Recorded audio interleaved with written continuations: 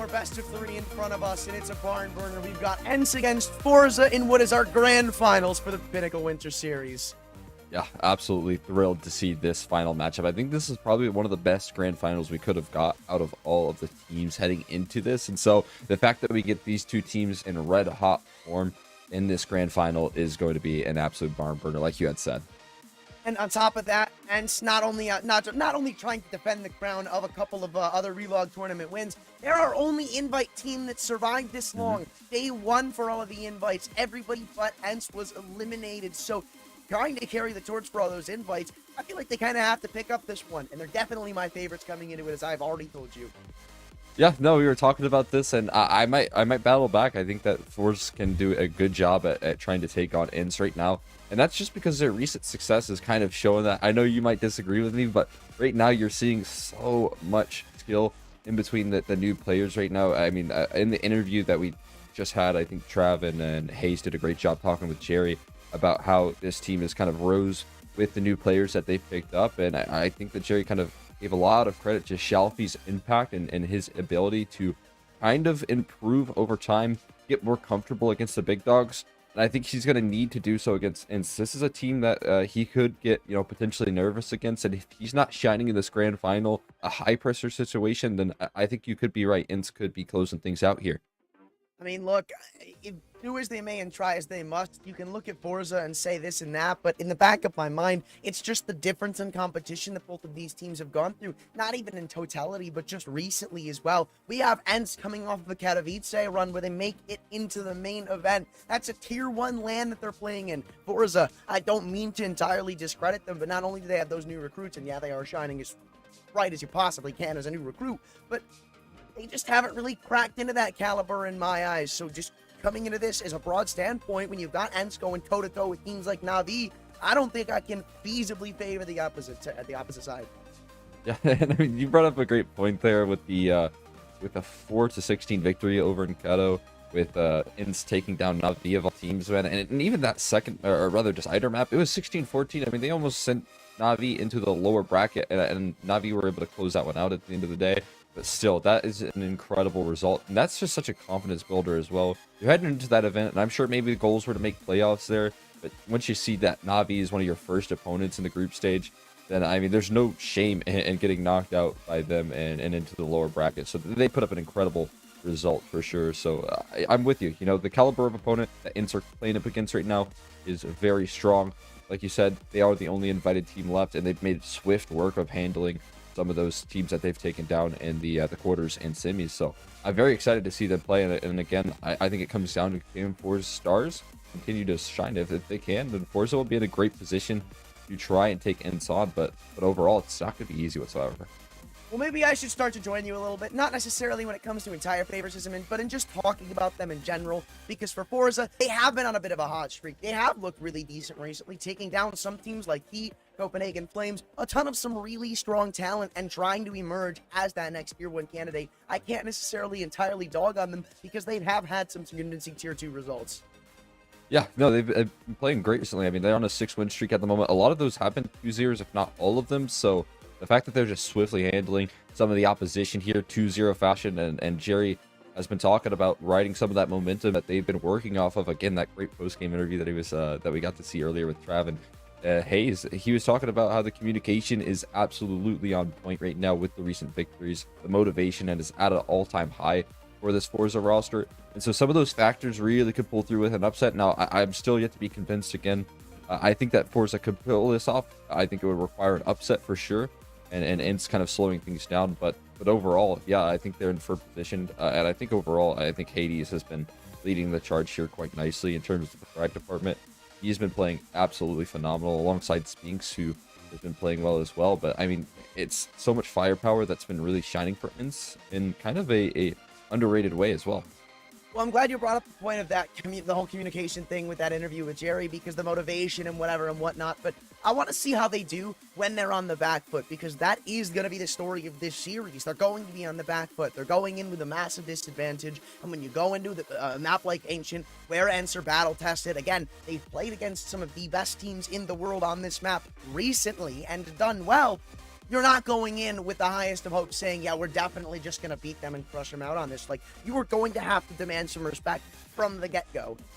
Yeah, that's exactly right there. I think that these bans kind of working out in favor of ENCE, not too keen on the Vertigo pick there for either team. So the fact that forZe were forced to ban that out, even in the first phase as well, and allowing for ENCE to get that Nuke pick. Now, when they were playing it up against Na'Vi, they started out on that CT side. This time they'll probably be starting on the T side, so they'll need to show that same level of depth. We didn't get to see too much when they were up against Na'Vi because they closed it out rather quickly.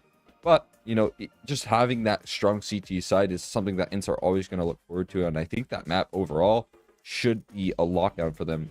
And forZe, they can do some great work on Ancient as well. I think that that's a good opening pick for them. But like you said, this isn't a map that ENCE really remove in the first stages. They might in the second, but I think that that overall they're very comfortable with Ancient as well. So the vetoes, I think, are kind of shaping up in ENCE's favor. Yeah, well, going into this, I mean, this could be a little bit of a confidence veto coming in from the likes of ENCE because they picked straight into Nuke. Obviously, they, as we just spoke of, a 16-4 result against Na'Vi is absolutely no fluke, especially on land. Yeah. But that's also the best map of forZe. Same with Mirage. It's up there in their top 3. In fact, Ancient, coming in from forZe themselves, which kind of surprises me, he's one of their worst. I'm not going to be expecting too much from them. So if they really want to contend in this series, I don't see it happening on Ancient. I see it happening on Nuke, and it would have to be them shutting down ENCE on that CT side from the start, limiting them to like 4 or 5 rounds, and really solidifying themselves as a favorite in that map. Yeah, and forZe do have phenomenal CT sides as well on Nuke, so that's a strong sign. But I mean, there's only 5 maps played as of recent. It's certainly not a map that they picked into. They just have a lot of wins on it at the moment versus some tough competition. You know, you've taken down Heat in one of those matchups, so that's a pretty big accomplishment there. But overall, you know, that Nuke pick, I think, is a great confidence builder for ENCE. Ancient, I think forZe, I don't really know exactly what the game plan was with that pick because, I mean, like you said, not the best results overall. They got a 58% win rate there with a couple matches played, you know, 12. But I was more so expecting a potential overpass there. I think they're trying to really punish ENCE here, and overall, I think that, you know, forZe, they could get caught off guard in this map, including the fact that they're going to give ENCE that CT side start. Honestly, if we're looking at a map like Ancient, I'm kind of with you in that regard. Maybe Overpass would have been a bit of a smarter and better pick from forZe, but you've also got to remember that ENCE, they went through the gauntlet on that map recently. Like, we speak of that Na'Vi result. Well, one of them was a 16-14 loss to on Overpass, so one more round going their way, and you'd be seeing them in these semifinals over Katowice and not Na'Vi. That's crazy to think, and I don't think forZe want to be the ones to test that fate. If there's any chance of them, I don't think Overpass is the smartest pick. Yeah, I have to agree with you. That's a fair point there. And maybe Dust 2 would have been better. I mean, not a lot of history on ENCE in that sense, but yeah, it definitely overpasses is a little bit scary. And I think that overall, forZe are probably putting some weight into those recent results as well in Kato, because there's not too much to really play off of in this ENCE camp with the new roster that they've been bringing in with the likes of Maiden coming into this team. So, you know, they're still trying to figure that out. But again, I think some of the win conditions here that forZe need to be freaking out is shutting down Hades. I don't think a lot of teams have really figured things out with that. The supporting staff and Spinks with the rifling role is going to be tricky as well. And if they can figure out a way to do that, and you know, if we can see that Zordi is able to consistently pick him off, and granted Zordi has been having some massive impact, I think alongside that, Shalfie needs to step up with the rifle and have that same sort of impact. And again, I think that one thing to note is that Jerry was talking about how, you know, once you click tab and you see some of those really experienced names into the server, I mean, such as the likes of Hades and Spinks, who have been putting in great work as of recent, then things could become a little bit nerve-wracking for a new gun, and could be a whole lot more trickier than taking on some of these more tier 2 teams that we're seeing. You brought up an interesting point that makes me consider maybe another reason why forZe picked into Ancient, because it's not necessarily known as a heavy op map. So considering when you're on the table, you had a map like Overpass, obviously ENCE. Actually, I'm surprised that they don't like Dust 2, to be completely honest with you. But when you're deciding between Overpass and Ancient, if you're forZe, Overpass probably has a bit of a heavier off presence. And if you're just trying to limit Hades just based on map pool alone, then I think Ancient is probably one of the best to do that with what you had left on the table. Yeah, no, I agree. And getting that Overpass ban is fantastic for them as well. I'm with you. Surprised that Dust 2 hasn't been picked up quite yet. Wondering if that is going to be a map that they try for it in the future. But with all that being said, we are going to be hopping into Ancient. We'll be getting the action started here with CT side start for ENCE. Looking to kick things off. Those Pinnacle odds, they're favoring ENCE here, and I think that kind of swung the other way there. I think at the initial stages we were seeing forZe kind of leading it a little bit, but I think that this has kind of balanced out itself more so. Of course, I mean, at the end of the day, it is ENCE on the other side of things. I'd be surprised if they weren't the favorites coming into it, but coming into this round, it looks like forZe want to hit into the B site. Well, the defense is getting stacked up, but so far they aren't able to get anything on a one-for-one trade as the dualies ring off at the B site. Now Dia doubling down, and it's up to Jerry and Norway to try to get this bomb into the site. It's already dropped in the lats, and the CTs, and the dualies started off with a quad kill and make it quick. Oh my god. Are you kidding me right there? They drop him the raid boss dualies, and he sure does deliver, man. 4 kills to shut down that B rush that can oftentimes be incredibly effective on the pistol round, just trying to overwhelm that site. There's a lot of close range angles, but denied access by Diha. What a phenomenal start for him. Tech pause, but shortly ends here as we get back into the action. But a good start, a confident start here for ENCE to kick things off. Very, very confident, and well, I don't think forZe are going to be confident coming into this one because we can already see it's really just deagles around Glocks. Not too much to hope for in this one. Usually teams go for a force buy here, but I can't blame them for not doing so. Trying to get those rifles out as soon as possible, potentially. I mean, Zordi is invested into a Deeg. My question is, you know, do they go for double save and try and get Zordi on the op as soon as possible? You mentioned that it's not the biggest op map. Who's above the smoke? Spinks was wise to that and very smart to do so. That was really their ace in the hole, just hoping that they could try to find the opening, pick above that smoke in middle. Now they decided resorting to the A site, where Dia once again is ready and waiting. Can't seem to get away from this man, and you might give him another multi-kill. Looking to walk in towards Stihan. Yeah, you don't want to get him too confident early on. That's the case, and he can really start to dismantle your T side. He's going to stand like a turret in Temple, ready to go for this defense up against the pistols, and able to chew through him, although he does get bested after only 1 kill. One plant potential, but they have to deal with Hades still. They want to have somebody deny this plant, but at long range, Jerry's going to pick up that M4 and go good with another one. And it's still a couple of low players for this T side. It's not like it's very winnable, but they can do somewhat of a respectable result. I mean, this is supposed to be the eco farming up round for ENCE, but no, they're being limited at the seams. 2-on-2, Jerry continues to do damage. This nade goes in deep. It won't be enough for the kill yet, but Maiden finally wants to put an end to this. The Deagle of Shalfie can't get started, so they come out with 2 of the rifles, but still, 3 players falling. That is really impressive for forZe. No, that's a victory for sure for forZe. They'll be taking that any day of the week. 3 kills in. I mean, you've hit the magic number, and now, I mean, with the investment, they didn't even buy any armor behind that. So you're starting off this first gun round with the chance to just break that economy immediately events. And AWP even picked up off that bomb plant from Zordi, I believe, dropped from Jerry there. Well done. Great start. Yeah, but now the real test begins. ENCE without the AWP, and it's not the same going against them. Zordi quickly gets the one-shot wonder weapon in play. They want to see what they can get done early on here. I said, I mean, coming from the get-go, it's all about demanding respect from ENCE. And again, even though I don't think they're going to be contending well for this map, that's definitely something they could try to do. Show ENCE that you're not going to be able to get free reign on us. But so far, they kind of are, just walking into the B steps without even taking a lick of damage.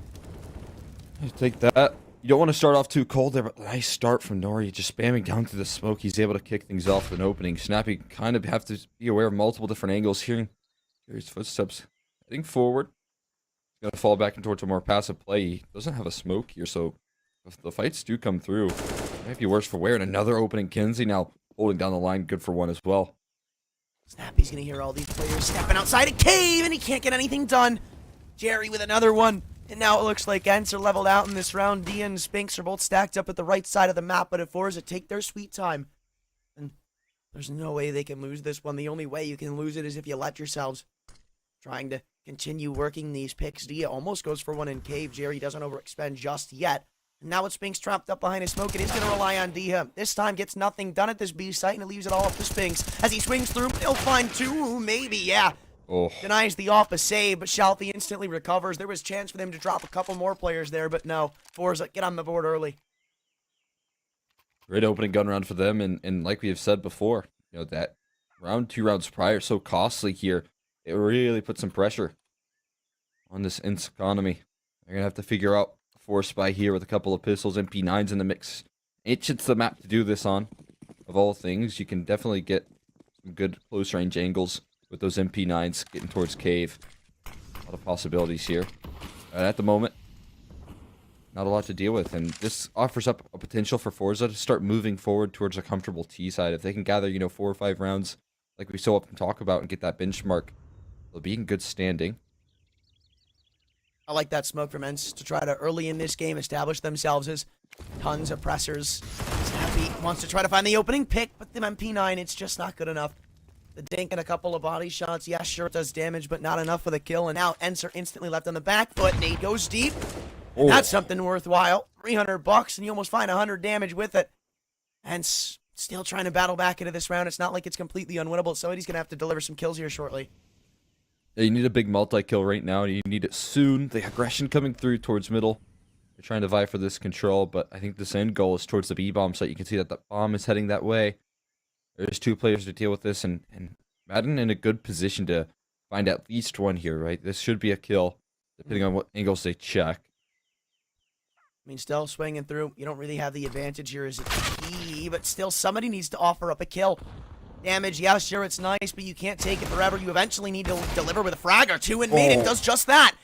With armor on his back as well, he's recovered an AK, 30 seconds to go, and he just holds the angle in cave. You've either got to peek in or just get spammed down. He's gotten a double, and it leaves it up to Shalfie. Recovered off again, but this time only good for 1 is Spinks. Locks it right back, and ENCE, bar for bar, pound for pound, take a third. That's the exact thing I was talking about right there. You can make such good use of the pistols, even in a 5v3. They're able to close that one down. There was so much damage being done overall throughout that round that ENCE closing that is going to give a lot of pressure off their shoulders, the CT side here, and now they have a chance against a limited buy here. Certainly no op and sortie. Deagle and Shalfie, Sands. Seems like early aggression being thrown out towards A. They might just try and go for a fast play here. The smoke's already riding on in. I like it. I like it. Changing the pace, seeing what they can't get done to ENCE, but they're ready for this aggression to come through. DR already gets the first. The rotations have been called for. Spinks, yeah, he takes damage, but they're still locking in these frags. Hades deep in CT spawn with his op is activated. And he's dropped the bomb, forcing them to go in for this B commitment, rather A commitment, and Snappy's gone another. Shalfie again. He's already been left in so many clutches. He's the star of the show for this forZe roster. What can he star off in this round? Hades, maybe he'll be falling in tempo. Oh, no. Jumps across to the offers, allowed some safekeeping. Swinging in from Donut. Again, only 1. The trades have been on point for ENCE. Yeah, wonderful double swing coming through from Spinks and Madden to close that one out. Snappy and Madden, rather. So he can buy himself success. Get on that CT side and up against the pistol. That trend should continue. But I do like that pace change from forZe. They try and aggress in towards A early on, and that's a pretty rare occurrence. You don't oftentimes see that sort of fast-paced A play. I also think there was a missed smoke in there in the mix. I saw one heading in towards Donut, but I don't think it ever landed. So might have had some impact in there as well.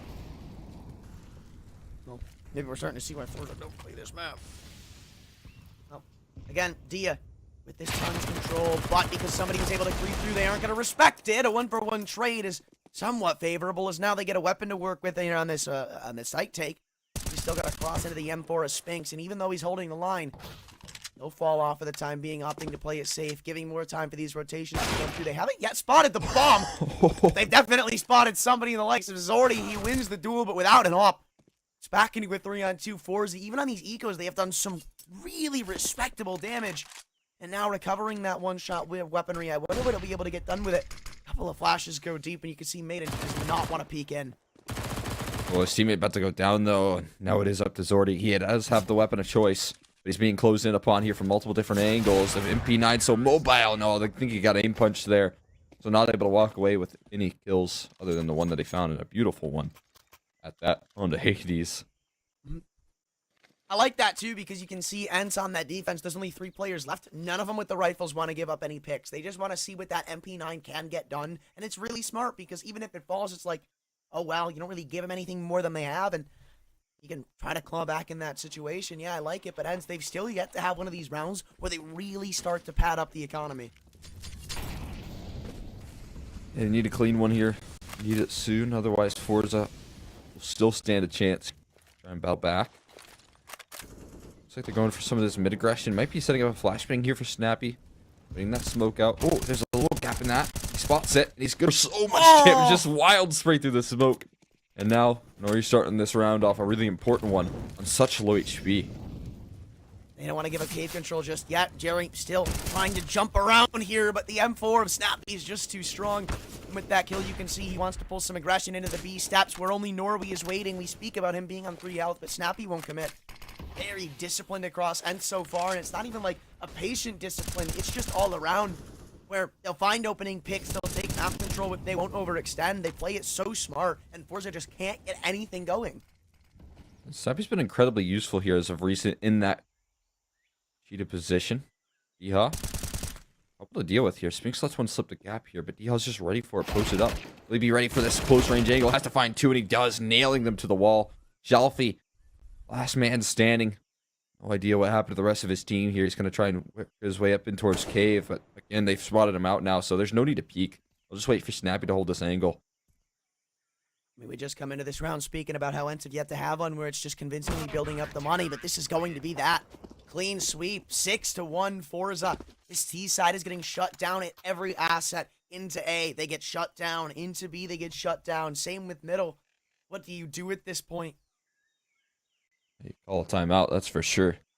Good idea coming through from forZe. Not going to have the most to work with. Only some Tech 9s in armor. Maybe they stripe in their extra 5 mounts for this round during this timeout. Gotta. I use code Winter 10 there, of course. Yeah, that's going to tell us who wins this, right? That's the key. If forZe used Winter 10. But jokes aside, I mean, these Deagles have looked so strong from them where it doesn't matter if they're going against rifles, against pistols, against SMGs. They just are able to get kills that you would never expect them to find. And I wonder if they can finally use that to attribute to a 1 round.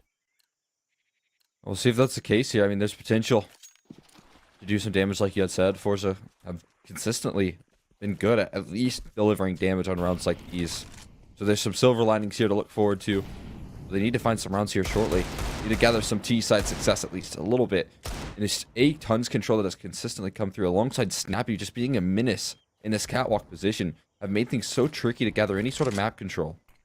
I absolutely adore this from ENCE, right? Every single round they're throwing in that smoke, and just because forZe went in there once and spotted out Dia, they will never do it again. They're always going to respect that smoke because the last time they did it, they lost 1 player and they were lucky to only lose 1 player. So now, that's going to be 30, 40 seconds ticked away from the clock for free. ENCE have done their job perfectly. That is perfection in A tons. Perfection in A tons, and Snappy has always been the aggressor in this cheetah position, in this catwalk position as well. Spinks, a lot to deal with here, but no one's going to check him, it seems. Flash up comes through, a double flash, a third one comes through. They're just so blind for so long. Spinks only converts onto 1 kill though, but still, what an incredible set of flashes. Diha has to deal with this A aggression coming through. Has to be careful, can't show his barrel. Oh, gives up a kill to Shalfie. This is what I was worried about, man. These Deagles have just gotten another one and even a third. What? Everybody's falling left, right, and center. It leaves it to the star of the show in Hades. Coming into this series, we said a win condition was being able to shut this man down. But can they deny him the 1-on-3? Maybe not yet. Norway swings out with the trade, and forZe are still ready to contend for this T side. Oh, you gotta be kidding me. Those Deagles doing massive amounts of damage right there on the ENCE. And you saw that forward positioning getting punished right there. Snappy aggressing, but as soon as you miss a shot, as soon as you miss one opportunity, forZe, they capitalize off it so quickly with their firepower, and that is exactly what they needed to bounce back into this T side here. It's not the end of the road just yet, but you've definitely given yourself some more confidence, some more pep in your step coming into this rifle investment, and with it, they go straight into middle. And Norway takes a little bit of damage in the interaction, but it's very much so welcome. It's 2 men on the defense, and Donut trying to set up a little bit of a crossfire here. But that nade could finish the food of Dia, still looking for one more. Spinks is dancing around the pillar, but he next to fall. 4-on-5, the A site is very much so compromised. The smokes have bloomed through. Hades has got to deliver. 1 or 2 required at the very bare minimum. This bomb's still yet to go down, though, so they're trying to delay for time. A flash to go into Temple, blind it up, and as it stays, Jerry comes into the base of Hades, but the trades are tenfold there. 2 answers back here. They still have to figure out a way to punch in those numbers. Luckily for them, they do have a minute left, so they can remain their composure for now, but they need to make a move soon. Kenzie looking to do that over in the red room. Has some of that mid-control to gather. There's a pause in the action here, at least for now. Again, they're waiting for Kinsey's flank, waiting for his lurk. He's already starting to push in those numbers, might distract further away from the CT spot. No Snappy way. pushing through the smoke, finds one. Now the op needs to have presence. Zordy is good for a kill. No trade delivered just yet. And again, that flank is going to be everything as Zordy continues to hold the line. Kinsey finds a finishing blow. And forZe string two together. And they're going to call a timeout after that one, too, trying to discuss the economy events. And they should be able to figure out and deduce that this is going to be a save round coming from them. This should be 6-4, and ENCE, this once triumphant start to the CT side is starting to get away from them. No doubt about it. You hit that magic number 4 rounds, so that's going to be everything over for the likes of forZe.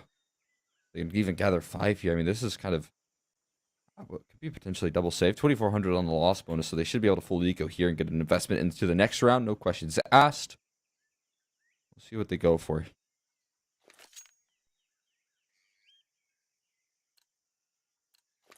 Yep. Can't imagine it's much more than pistols, though. And this should be, again, just a freebie round for forZe. You lose this one, and all that momentum that you wielded with your own eco win is going to be getting away from you pretty quickly, but can't imagine that's the case as Jerry goes for a quick double opener in middle. Yeah, sure, it's a nice shot to trade it out, but he knows where 2 more players are.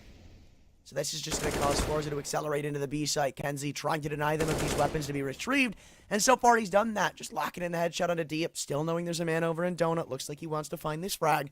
And on top of that, it's just going to be left to Snappy. Oof. Is he going to find it? But it's just Snappy. Probably know where he is as well. He's been pretty much in this catwalk position, aggressing every single round. Coming in for the recovery. Oh, a little miss right from Nori. Oh, it's for a kill to come through. That weapon shouldn't be retrievable, though. As you'll see, Shelfie soon joins and in his fallen teammate. Now, Snappy falling shortly after there. 6-4, they have hit that magic number, looking for a little bit more, and this investment's still not going to be too strong here for ENCE. I mean, they have the utility to back this up. Certainly not the op for Hades, who's been shut down rather consistently. They have had those answers, and he's only been limited to 4 kills so far. Yeah, I mean, they have definitely kept that impact at a very minimum. There's not going to be an op in this round either. No kits. Utility, it's taking a bit of a beating. Enough so that they won't be starting off the round with that early smoke into the A tunnels. Now, middle is in the question. Zorti catches the first on a Dia, and it's added to the fact of Snappy falling at the B site. Madden needs a trade, and thankfully he finds it, but for the price of it, Spinks falls in middle, so ENCE pretty much leveled out in this one. A 2-on-3 as Madden continues to try to make hero plays after hero plays. But now vacating the B side, it looks like their trump card might fall. They got to figure out a way. Back into this one, Madden has been fighting tooth and nail to hold on to this round. 2 kills recovered back, but they've completely left this B bomb site, so that's going to be wide open for the taking of forZe if they so choose. They do have to pull a pin on this. They are being a little bit proactive. I mean, you can see that Hades is pushed in towards middle. He's gathering a little bit of control. If he can pull this flank off quick enough, that might entice them, and I know that they're hungry to keep forZe at bay here, at least for a little while longer. But now this flank's been covered by the op of all things. It's already going to drop Hades. Timing is everything, and Madden gets another kill as Shelfie tries to cross into the site. It's a 1-on-2 with no kit, no smoke. He's just got to take these fights as raw as it comes. You know where the op is, but you don't know about Kenzie, who's also over towards the B ramp. As soon as he spots out Zordy on the boost, though, it's a 2-for-1. Because he'll know that they boost it up. They'll know where both of them are as Madden continues to try to isolate these fights. Kenzie will finally lock it down. And 5 on the board means forZe might just go good for 6. How many rounds do they get on this T side? When does the bleeding stop for ENCE? Because past that 6-1 lead, it has been all one-sided. I mean, this is such a strong T side so far. And if you consider that this has kind of been a late half resurgence as well. I mean, it was 6-1 at one point, now 5-6, and it should be tied up at 6s here, considering the investment. There was even an eco included in this for ENCE as well. I mean, they won that MP9 Deagle round that they were able to gather. But forZe, after their Deagle round of their own, have not looked back since in these T rounds, and it's helped out so much in giving themselves a cushion. Oh, forced buy, well, not a forced buy, more like a half investment from ENCE. Snappy went down to an MP9.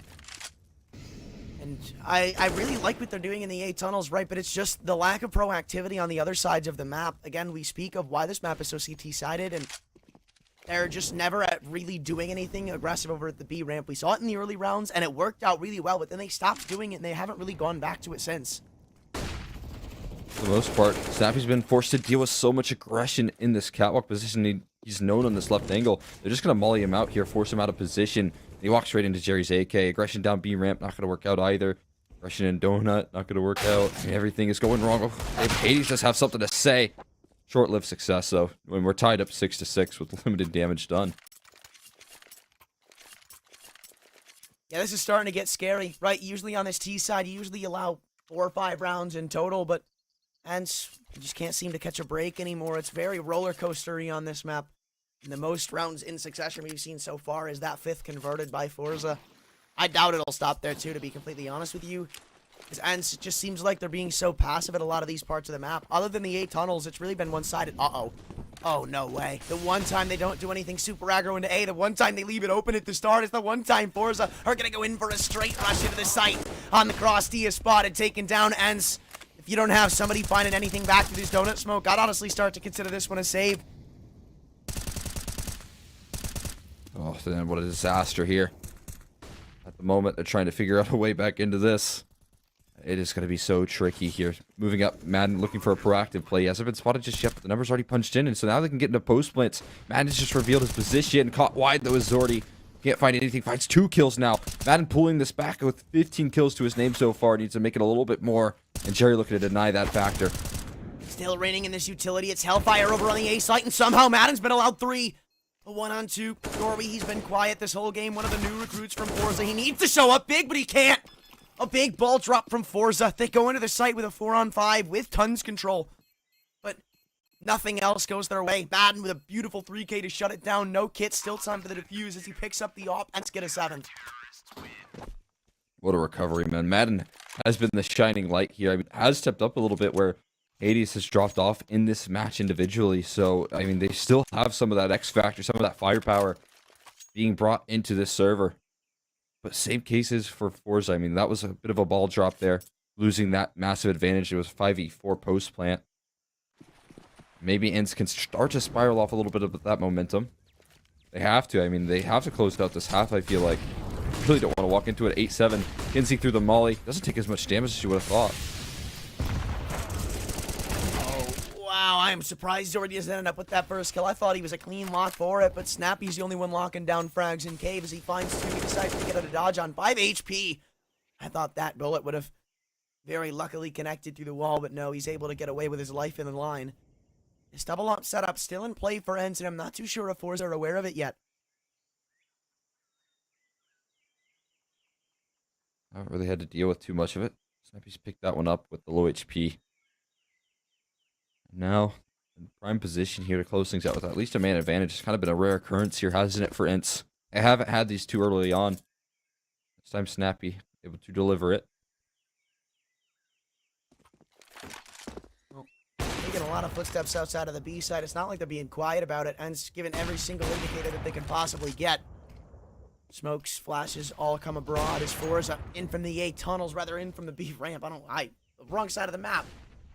Definitely not for Snappy, though, as he locks down one with that op. Even on 5 HP, this man's a pain train. Still looking for more as he continues to fire off pop shots through the smoke. A crossfire is established, so even if you try to get out through cave, you're just going to be leveled at the seams. It looks like in the end, it almost inevitably is only going to be one man falling for this ENCE defense. Shalfie left alone as the bomb is dropped on the floor. He'll get at least another, but it's a consolation prize as ENCE are about to get themselves an 8th. Yeah, especially now that she's tagged down. There's no real... He can call it back into this one. Like it's coming through in the meantime. ENCE closing out themselves an 8th round. Might be good for a 9th here if they can continue this sort of effort here. So I guess at the end of the day here, depends on how this round shapes up, but if it's still forZe, they should be kind of happy with the success they've had in their T side so far. They've been hitting some nice shots. I mean, Shalfie hasn't had to step up to the plate too much, but Jerry in his stead, and same with Kinsey. Doing a great work now to fill in the shoes. They have been picking up the pieces, and it's probably integral to the reason as to why we see forZe this comfortable on the T side. even though they're in the deficit, walking away 9-6 isn't that bad. ENCE are actually tonight's big losers in that facet, and that's if they get away with a 6th, rather without a 7th. Hades and Snappy both answer back as the A side take looks to be inbound once again. Spinks the only on the defense, but now assisted in by the op. There's a lot of players here joined up from ENCE. They should be able to deny this bomb plant, and I'd assume they're going to be able to close out this round. A lot of gaps to be exploited on this defense, and they exploit every single one of them. Only one kill won't go their way, but again, it's just a participation trophy for Shalfie, who only gets one. And ENCE at least end the half off 9-6. Yeah, pretty clean closer right there for ENCE. Figure out a way to find their footing here, but it was a lot of T-side round success there for forZe. You'll take that overall. I mean, you found yourself 6. We often talk about how 4 or 5 is kind of what you're looking for, especially if you can convert a CT pistol. So now it comes down to can forZe lock down these CT sides. See if they're capable of doing so. I know they are. They do a lot of damage. I think that Jerry's rocking either as a dually or a P250. Can't exactly tell. Pretty sure those are dualies. Those are dualies. Yeah, I see them. Weird. There's a set of dualies on D-House hands, though, once again. And we know how terrifying those could be. Actually, some low-key banging dually skins. And they're all like 40 cents, which is the best part. Oh my god, look at the nade stack at the B ramp. So much damage inflicted, and they could use it to take it the distance. Jerry not able to replicate the success of Dia, the man himself. Still a couple of CTs over at this site, and they're all getting mowed down. It's a one-way funnel into Pain Town. These dualies still picked up, trying to do more damage. It's not done just yet, but as quickly as they were back into it is about as quickly as they're thrown out. forZe could be on the board to tie this game up. Oh my god, man. The nade stack was everything right there. The dualies don't have that same success, sure, but they were able to recover it with the reinforcements that were right behind them. Brilliant start for forZe's pistol success. A force bite answered back here from ENCE to try and gather some steam and really give them a taste of their own medicine here. Tech 9s, extra 5 mice, they need to be plugged in, they need to be ready to go. It seems like they're going to head themselves over towards the ramp side of things. Molly being thrown up towards the top of ramp, and they're kind of forced off at the moment with this aggression coming through from the CT side. You're going to have to wait out a couple bits of utility before they pull off the full pin of this execution. Yeah, even though they got shut down last time here, still seems like there's confidence oozing this back to the B side. Smokes to be lined up. Hades the first to throw any utility through. Zordy's already been tagged down to a low margin, even looking to see if they can't find a headshot on a player trying to flank through the B ramp. They know there's a couple of CTs with cave control, but the end goal of this round should just be to get this bomb down, trying to dance around the pillar. Dia barely, oh no, he doesn't get the plan. I thought he had it for sure. And they've taken a big loss in that regard. Snappy needs to try to find something on the CT flank. Kenzie spots him around the box though, so only one kill successfully goes their way. And ENCE are about to forfeit a tie game. Oh man, yeah, I mean that was the pistol that we were talking about. Should be 9s now, and I think that really lends itself to forZe now. I mean, you're talking about a 9-9 scoreline on the CT side. Almost put on cruise control. They're closing this one out now. It's a little bit early to say that exactly. We'll see if they can put up a good T side over on the ENCE camp, but I mean, I feel like a lot of the rounds that forZe were finding were just some nice shots, some great firepower showing. Even the Deagle rounds that kick things off. We're going to need some of that X factor from ENCE to step up, and that's exactly what we hoped for. Madden knocking one down in the middle. That's what we were talking about. He has continued to step up to the plate for ENCE. And you can see just the repercussions it's had on forZe. They have to make something work. The utility used over in the A tunnels. Jerry feels pressure to get something done over at the B ramp, and another 1D comes back, but hold on! Shelby's not ready to let it go unanswered. Triples up with the A1S, the silenced rifle. And he's not done there. About to spot another behind the smoke, but it's really just a new recruit round. Norway to find the 4th. And D is the only one that can stand tall against them, but tall as you possibly can with only a Glock in hand. Yeah, not too much success should be delivered. What a recovery right there. The shots were so pristine. Nori going to drop the final. Gee, and there you go. All right, scoreline forZe find their success. 9-9 at the moment. Beautiful Shelby stuff. able to step up right there. Big round from him. 3K. Start to build up some of that confidence on the ecos. You like to see your stars gather some of those eco kills as well. So again, like we said, I mean, Jerry, he talked about Shelby needing to build some confidence overall, and he certainly has done that throughout this event. Well, certainly has. This guy has been a star I'm just glad that even though I made the prediction that ENCE are taking this series, that I didn't say in how many maps. I never said if it was 2-0 or 2-1. You never said it on broadcast. I mean, on... Oh. Oh. Yeah, okay. He's lying. Totally. Very nice, very nice. Production has it. Recorded. Not fair. You'll be exposed. You can't get away with anything, although you don't have to worry just yet. Hades, though, dropping. So maybe you will start to sweat there as Ori has found himself another kill on that B site defense right there. I mean, this is a 4v3 looking good in the opening gun round. Still need to convert, and they don't have this cave control. That could be utilized with the op presence waiting for this peak. Zordy doesn't miss these shots too often. I mean, the problem is that there's only 2 smokes right now. You're really just gambling that everything's going to go right when you go for this initial exec into the B site. But they still need to get these smokes out, and if you don't, Zordy's going to do something like that where he continues to pick you apart one by one. And now he'll dance around the pillars. It seems like that was one of the 2 smokes being thrown through, rather, that they had to throw in.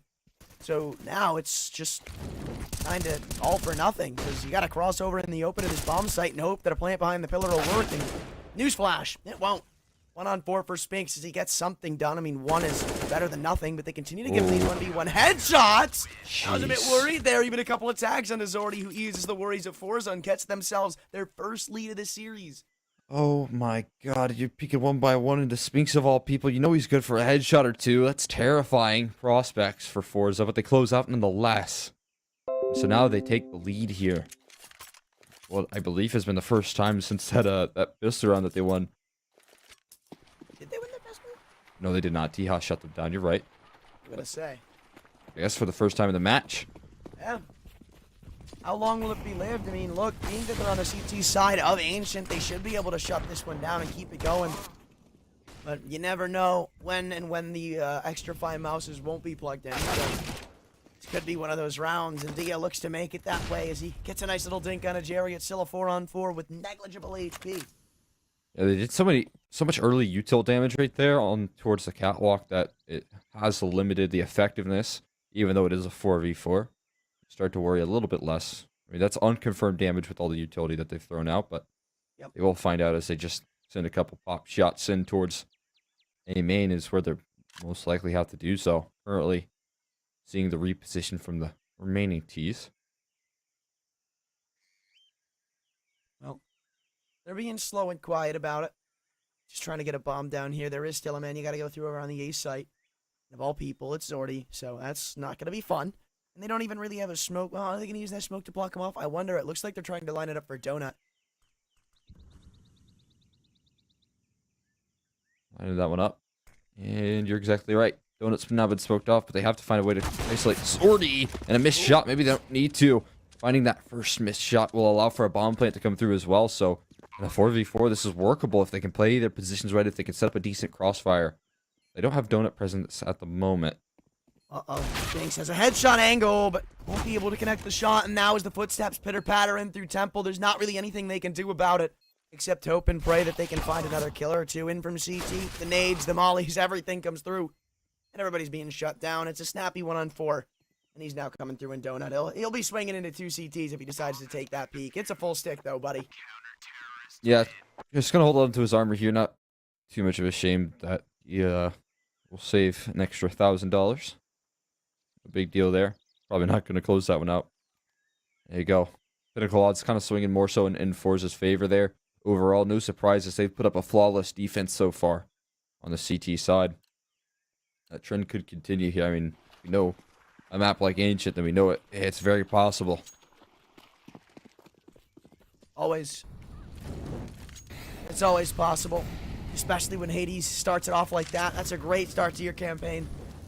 Taking down Norway. Yeah, he might not be the top fragger, but still a big opening pick nonetheless. forZe, though, they get right back on the initiative. They take this map control back in Shalfie. I don't think he's stopping by just spotting deep into the B ramp. No, he wants more. And when he sees absolutely nobody home, ENCE are probably going to make a rotation. Or rather, they are probably going to make a rotation. And ENCE come back with a swing to say, you're a bit wrong on that call, buddy. 2 less here. And now they've got to answer back double time. Got to figure it out on some of the CT side aggression. Madden doing a great job of continuing his success from the CT side, and this gap is brilliant from Dia, calling over to the rest of his team that he's walked out A. and a commitment from forZe over towards this B-bomb site. I think this is a pretty simple call. Gamble stack one site in the 3v5. Hope that they hit it, and if they don't, they're probably calling a save here. I like the idea, but I also like the firepower that ENCE have shown. Hades talked about him being the X factor here in the success of ENCE as of recent. And he's able to find the opening pick with that AWP, and they really follow up nicely off the back of it. Well, it's about keeping these members alive at this point, even though you do have a little bit of a buffer to go with if you're forZe. You don't want to just give it away for free. If that's the case, Jerry is hungry. He wants this kill, and he will find it. Nicely done, dropping Snappy.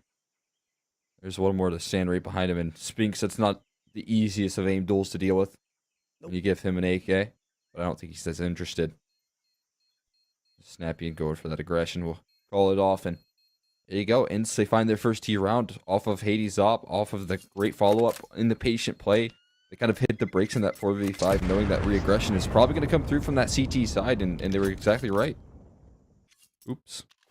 I wonder if this will be the start to anything, right? Because you didn't really do well to limit the economy of the CT side. They're still going to be able to invest for 2-3 rifle rounds in a row. That means ENCE are going to have to fight tooth and nail for every inch they want to grab back in this game.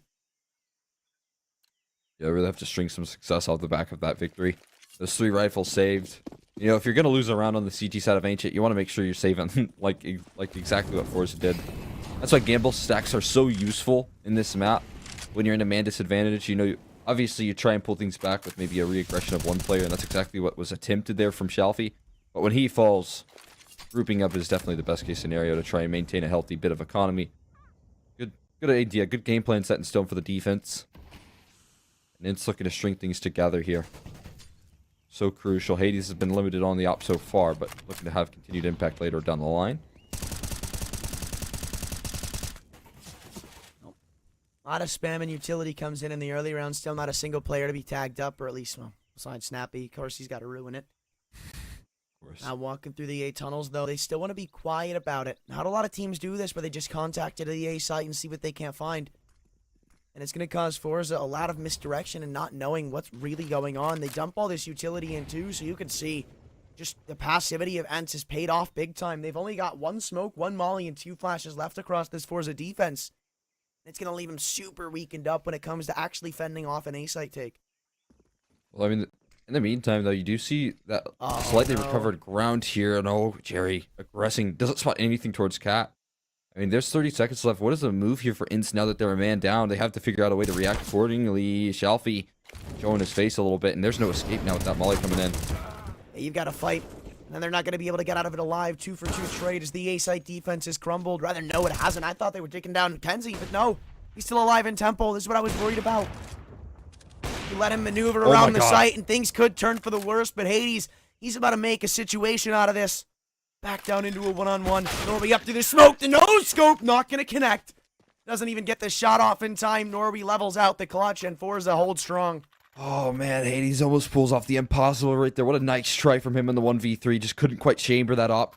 Back out after making that bomb play. He even had the right read. He was ready for that aggression through the smoke, or whether through Temple potentially as well. But look at this. Wonderful damage on his way out right there, dropping Jerry and Kenzie. This is what it all came down to. Too, which is what sucks, right? Like, he held that smoke, expecting the push to come through, and which Norby was walking through. He wasn't waiting for the bomb to get tapped. Brilliant. And what an excellent attempt there from Hades. Just couldn't pull it across the finish line. And so forZe, they're able to have continued success on the CT side, playing the dodge flash. So immediately found out, I guess you'll take that trade back if Nori will find a freebie. It's a 1-for-1. And great damage on the Madden as well. You add up this health, it's essentially a 3-on-4. forZe have done really well to find that pick up through the wall. And it leaves ENCE in a really tough situation because they don't know what they have for free. For all they know, that first pick that came in from the likes of the Cave player, well, they could have rotated another man in on a response. You don't know what's going on across this defense. It's probably the worst way this could have gone for you. Yeah, I mean, I like this grouping back towards A. They really like to utilize that site to its full effect. They're going to try to walk things out, another contact play potentially. And there is no one here to meet it. Only one player in Donut, so they'll get themselves to do a potential post plant. They're clearing up mid in the meantime over on the forZe roster. But yeah, I mean, this A bomb site's free for the taking, and they have time to do so. Oh, still trying to find one of these kills back. Maiden He's been so beautiful at doing it. With this bomb yet to go down, you're giving every little bit of inch back to forZe to try to claw back in on Donut. Deny this plant from going down. Shalfie moving around. Won't opt to deny it. Just wants to wait. See what's given up to him. And Dia almost offers up his life, but able to back off before he even takes a lick of damage. forZe still going to attempt this retake, but you can definitely tell it's worse for wear than it was before. Two smokes to get back in. Not much utility left in totality. Now they're still waiting to see what they can't get done. The op moving through in Temples already could be the man to break the ice. Spinks around the corner. Oh. And a nice flick will open things up. He's still got to get this bomb defusal through, but with kills coming back and forth, I just don't think there's time. forZe, you might want to call this off. Essentially, yeah, kills rain through at the last second, and they're just decimated. There you go. In the 4v4, I guess it was unconfirmed damage. It seemed like they were so uncomfortable standing still in that situation, in that 4v4 that they were in. When in reality, if they kind of just played in towards a more passive setup, I think they would have been very good to go there. forZe calling a timeout as they misread the situation, have misread the rotations of ENCE, and again, these contact plays out of A. They've kind of been a thorn in forZe's side at the moment. This is also like a win-win from ENCE right now, right? Because if you lose here, I mean, oh well, right? You still did you could still show some presence on this T side. It's not like it's been completely one-sided, even though some of these rounds have gone the way of forZe. There's been a lot of 2v2s, 1v1s that, like, one kill being changed could change around the outcome of the round.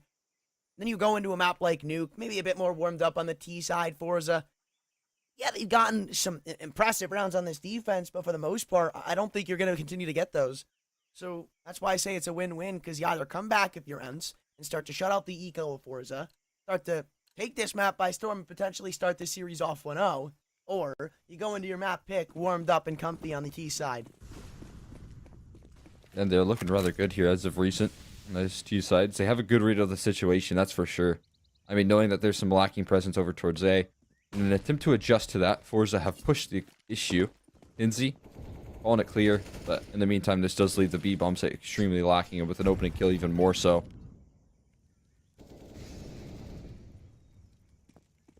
Yeah, just the pistols. You get this one done. Kenzie not on the right side to contest, but I think they're all just going to try to gamble stack this B site. Can't really blame them. It is usually the easier of the two to contest as a T, but, oh, well, okay. That's an interesting way to fall off. In unison. They have the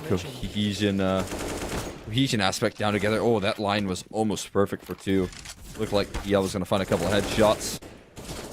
I feel like Kenzie probably going to look to save onto this A1S here. They might look for a couple exit kills on their way out, but I mean, this is going to be a tied scoreline. 12s here is looking so very likely. In fact, everyone falling off here. Stalemate called by both squads. I like it. I think it's smart from forZe, right? Because even though you don't really have anything worthwhile saving, it's just keeping the money of ENCE limited. Because remember, you're giving up an extra $300 a kill. ENCE, the money is still somewhat fragile to where if you shut them down a couple of times in a row, you'll get an eco. Yeah, that's fair. I feel like it might be worth it to hang a couple USPs around there, maybe drop a weapon, because overall that would be much more advantageous for them. But you know, whatever works there. At the end of the day, it's unlikely to get those USP kills anyways. Tied up 12-12. Right there for ENCE, able to bounce back here off of breaking that economy of forZe, stringing some rounds together here. Looking good doing so. That's 2 in a row now. But now here comes the reinvestments coming through from forZe. They're ready to lock down those CT sides. They've already called in the timeout. They've had a chance to discuss exactly how they want to play things. And I think overall, if you want to try and deal with some of this aggression that ENCE have been working with and succeeding in, you have to figure out a way to maybe hold out a little more aggressively towards that A-bomb site, towards tunnels. It has to be more mixed aggression around this map. Or does it need something to start going back for them? And I'm with you. They haven't really done anything. It's just been super passive site holds, and ENCE are eating them alive at the stake because of it. It looks like they want to go for another B commitment. The gamble stack's made properly, so Doherty's on the right spot with the AWP. Jerry could get a kill or two for Factory 3. Hades boosted up on top of the boxes. They know there's a couple more players to be found here. And 2-for-1 trade, that's going to heavily benefit the likes of forZe, who now spot the bomb alongside even more players tucked outside of the B site. ENCE needs something back. The bomb is dropped. They don't really hold on to that control, though. Well, they're happy with the advantage. Oh, Nori's made a sound cue, and Snappy capitalizes off the back of it. That's a brilliant giveaway. Snappy's been able to gather back here, so we're back to evens. Op is in the hands of that low HP bar as well, so it's a little bit less worrisome that he doesn't have as much health, although pulling things back is already continuously doing so here as he has followed up on the aggression. Oh. He is next up to fall, and it looks like it's left under the low HP, and Spinks, look, a well-placed nade from Kenzie, and this round's finished. I don't even know if Spinks wants to go for this, but you can see him starting to creep back in towards the site with the bomb now retrieved. Looks like he might give this 1v3 a bit of a little attempt. I mean, no reason not to at this stage for ENCE. You do have a decent amount of cash built up. You're not really losing anything by dropping this AWP. Trying to jiggle back into cave. Look, if there's any gun that can get you back into a 1v3 by isolating these 1-on-X's, it's the op. But when Zordy's got his pistol pulled out with a headshot lined up like that, there's no answer back. 13-12. As forZe get right back on top of a lead, they need to keep extending it. Yeah, they need to follow up off of some of that success, but a big round to gather right there, and that's some of the mixed aggression that we were talking about. Jerry just kind of walking down the ramp there with the cover fire coming through from Zordy. Incredibly effective on the duo, and it finds himself that immediate 4v3. It almost got pulled back, but Zordy just continues to press the issue. Nicely done from him. One of the heavy hitters that we had talked about alongside Shalfie. And the aggression won't stop with that last round. It continues to come through. Nori ready to peek up alongside Shalfie. It might be a double swing from these two CTs. Oh, boost. This is brilliant. I love this. I love this so much. I don't know if they're going to expect it, but they are going to have time to react. Only good for one. Good to be able to limit that boost the way they do, but they might think that's one of the B-side defenders. Jerry wants to once again walk up into the B steps, but Hades is posted this time. And it's ENCE breaking the ice. But they've been very slow on this T side, even with these picks. So we'll give time for forZe to pull rotations over accordingly, but maybe just letting them get in their own heads. Zordy could get this pick back, but he looks away at the worst time, wants to spin back in. But now, as D is crossed, things get a bit dicey. Spotting it out, and behind the smoke, he finds the kill before it pops. Now trying to pad their way into the site. They need to get this bomb down. They need to punch in the digits. Trying to get the lineup with the AWP. A lucky shot through the smoke could end it all, but no. Or maybe, no, it will. Okay. 2 shots at Redemption, still peppering in bullets across this CT side. This time you won't be able to deny it, but now as the advantage swings the way of the CT, Zordy has gotten a triple. Spinks again left in a 1-on-3, this time way more winnable than the last, with HP to work with and an AK on his back. He'll have to lock in some beautiful conversions, but that's a start to the behind the smoke, doubles down, and he's going to be able to get away.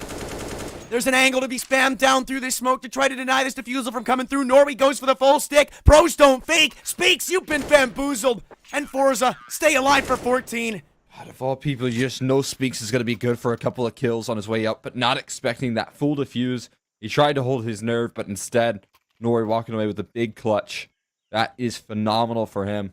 Again, looking to build confidence, and when you see Spinks drop 2 of your teammates like that, and you're still able to pull that clutch across the line, absolutely massive, and Zordy continues to be an X factor for this forZe roster as well. He has delivered so much for them in that round. It could have been a 3v3 post plant, but he drops the bomb, and then he finds the bomb planter afterwards. That's so beautifully played by him too, but he just doesn't show any reason to get off of that stick behind the smoke. Thinking that maybe he'll get in his own head, but Norway, I mean, that's just experience right there. I promise you, if that's maybe a younger player, less experienced in the such, where forZe just brings somebody in to try to make them up and coming, they're not sticking that plant. They're thinking that the smoke push is coming through, and probably ending up losing that round. Running quickly. Great round right there from Nori. It allows for forZe to closer and closer to that finish line here. They're nearly there at that 15 mark. Alleviate a lot of stress. A good setup here. Snappy looks to turn that corner. Most likely lies certain death rate around it. But again, we've talked about the passivity over towards the A bomb site, and it could come calling here for the likes of forZe, as they have really no one inside the site. Now you see one committing as the aggression comes through, but this is such good positioning. And oh, but Snappy can't find the reaction, and Nori starts things off hot after a great finish of the last round. Now spotting nothing over in the B ramp, they're going to go for this flank. They know they have to stack up the A site. They've got the position accordingly. 30 seconds to go, and as soon as ENCE make their move, they're going to be walking into a very, very established setup. Hades with the bomb on his back. As another man to be falling to the AWP, Zorty in the past 2 rounds has gone incredibly off with this weapon. Now it's Maiden who gets to get his chance at a 1-on-3. Every single time we've seen it, they've always walked away with at least 1 kill, but not this time. Rather, not even more this time. As far as a fine map point first, there's 3 chances to send us to Nuke with them up with this first map. And I mean, that's what 3 multi-kills from Sorty with the op in the past couple rounds. He's just non-stop here and has delivered them to the finish line here. He's been the X factor as of recent, and especially considering that, you know, round 23 and 24, it kind of went wrong for forZe. They were kind of struggling to figure out ways to close things out. They were struggling with the A aggression overall, and that could have came true in that last round, but they recover the ground. Kinsey pressured. Actually speaks evening out that damage. Both taking 40 for their troubles. Very, very spread out right now from ENCE. That could potentially allow forZe to pick apart these 1v1s, but they don't go aggressive in this one. They just want to hold the line and see if they can't pass it up this defense to win the map. At this point, ENCE have a very, very big hole they have to crawl themselves out of, and with only 2 flashbangs, it's going to rely on what they can do with these AKs. Be a big round here, potentially. They haven't spotted this boost in the last round, so reassembling it here, the setup that forZe are looking to gather. That was smart, by the way. That was really smart. Jerry tried to fake the reload to get a push to come through. There's so much defensive setups here. There actually is a team kill in the mix. Nori finds the last 2 running through the smoke, and forZe, they close things out. No questions asked. That setup finally comes to full fruition, and forZe, they pick up their map pick. 16-12. You couldn't ask for a better showing from them. Very convincing on Ancient, but now that needs to translate to Nuke. They're on fire on this CT side, but can they keep it going? We'll find out soon.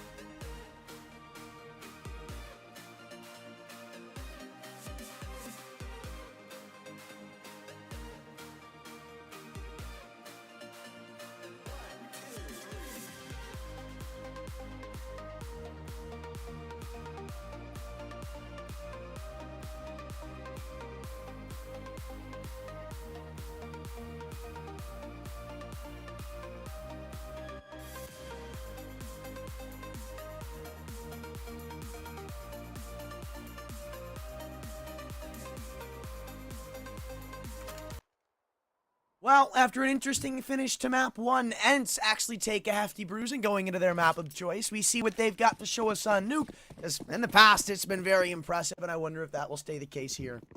Yeah, they got some really strong results to work off of. The big kicker, in my opinion, is that they are starting off on that T side, and that could be a difference maker here. A nice A lean, though, to start things off, and it might be a little bit of a read going on in forZe's department, although a reposition following suit in towards the ramp, and Kinsey is a sole defender.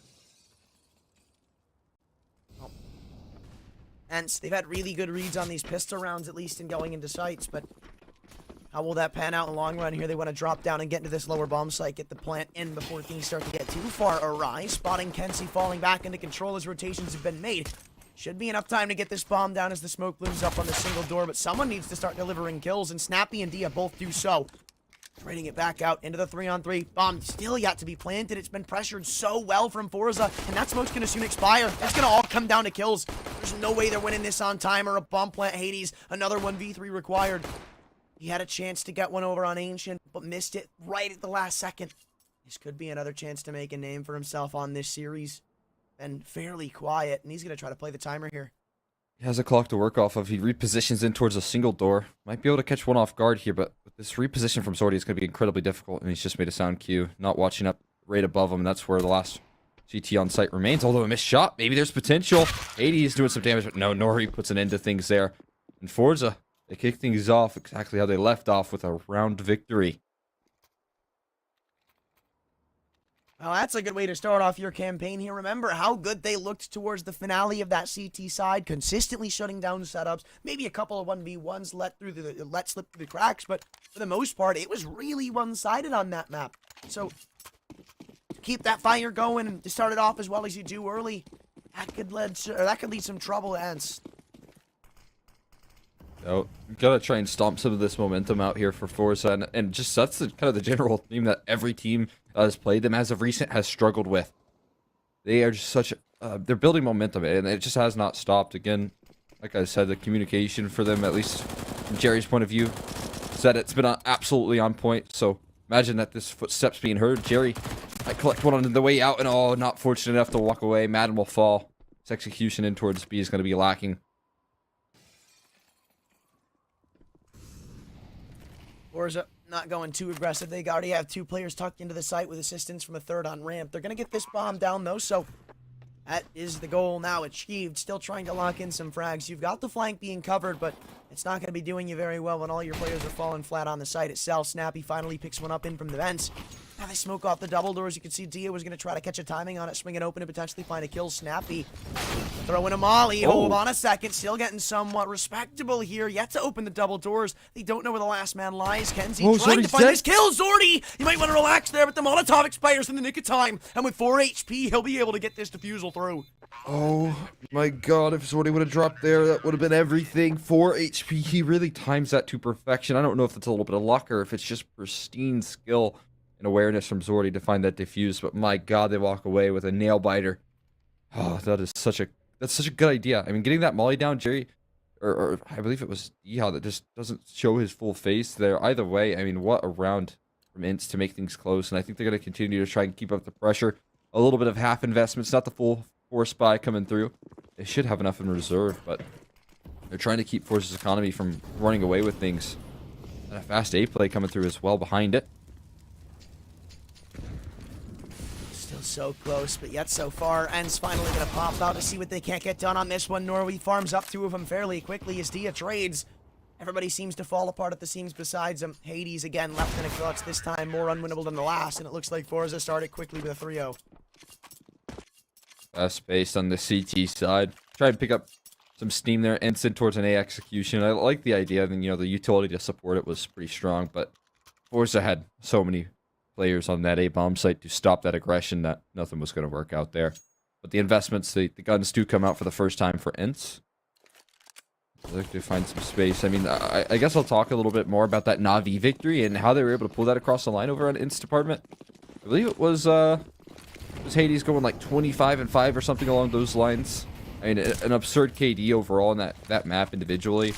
He's starting things off on the T side, so he has to pull up with some great success, but I'll hold that thought as the A aggression coming through. There's only one player in the back of Silo to deal with. Shalfie offering up support, and Kinsey from Heaven does so as well, so we're back evens. It's a bad mini smoke, and they can continue to try to abuse it on the cross, but Dia and Hades both lock him down. Zordy, this is probably the most winnable clutch we've seen all day. Spamming them down! That was a lineup that could have gone big for 2, but thankfully ENCE hold their own, and they're back on the scoreboard. You still need to convert more, though. I mean, they've done a good job of making some of those rounds extremely close. So you can see Jerry on a CZ, Nori and Kinsey, imagine they're going to be on FAMAS and P9 mix as well. So a phenomenal opening pickup there. ENCE, it didn't work out in the last round on the A-Rush. They try it once again when the rifles come out. I don't think that forZe were expecting that whatsoever. And it completely blindsides them. Even the missed mini smoke that came through, you would have thought forZe were able to capitalize, but it actually just works out in their favor because ENCE get offered up a couple more fights to stop that post-plant retake coming through. Smokes bloom through and outside. Shelfie tries to pepper in a couple of lucky shots, but nothing connects just yet. Still holding the line to see if he can't spot the legs behind that gap on the secret smoke. No. Forfeits it up, and now ENCE with pretty much all of outside control. Look to take down Secret and see if they can't try to crunch into one of these sites. Really effective in the early positioning, although Kinsey is going to be the brick wall. That's just going to be met. Even if you gather that secret control, you still have a tough opponent to deal with. But Ehal boosted up, making a short sound cue there.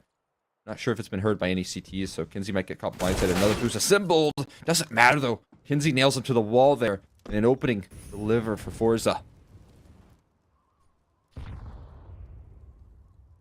Keeping it slow. This is the magic of the forZe CT side. We saw a lot of this over on Ancient, where even though it's a very favorable map for the CTs, they don't get over aggressive. They hold the line and make sure that wherever ENCE go, it's battened down. It's I guess, a benefit of playing fairly passive here on the CT side. Snappy trying to sell a distraction by opening up the squeaky door. 30 seconds left to go. ENCE, they have to make a move here shortly, and now forZe spotting that they haven't dropped down lower.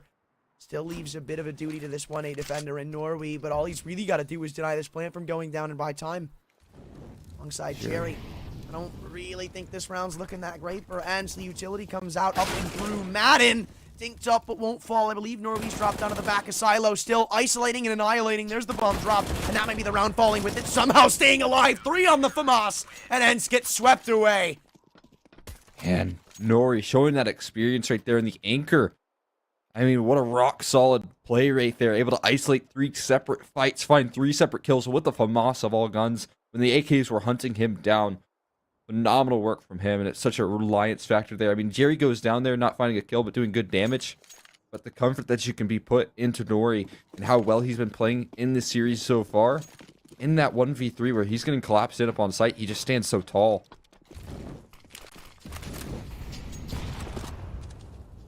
ENCE back to the force buy again, right back off of it.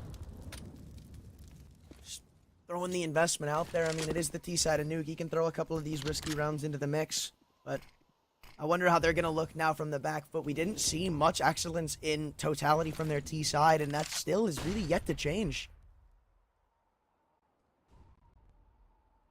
At least for the early stages here, there's a little bit of time to work off of, but I mean, putting up an excellent defense so far as forZe. That's just consistent in some of the game plans here, denying the secret control. Ooh, stuck around there for quite some time there. Now gonna escape, delivering some damage, and actually finds a kill. So, I mean, all that damage he took, not gonna matter too much. Although the nade catches him, Snappy. A heat seeker from him. And they still have a lurk and Spinks looking for that re-aggression. They're gonna move quickly in towards this B-bomb site.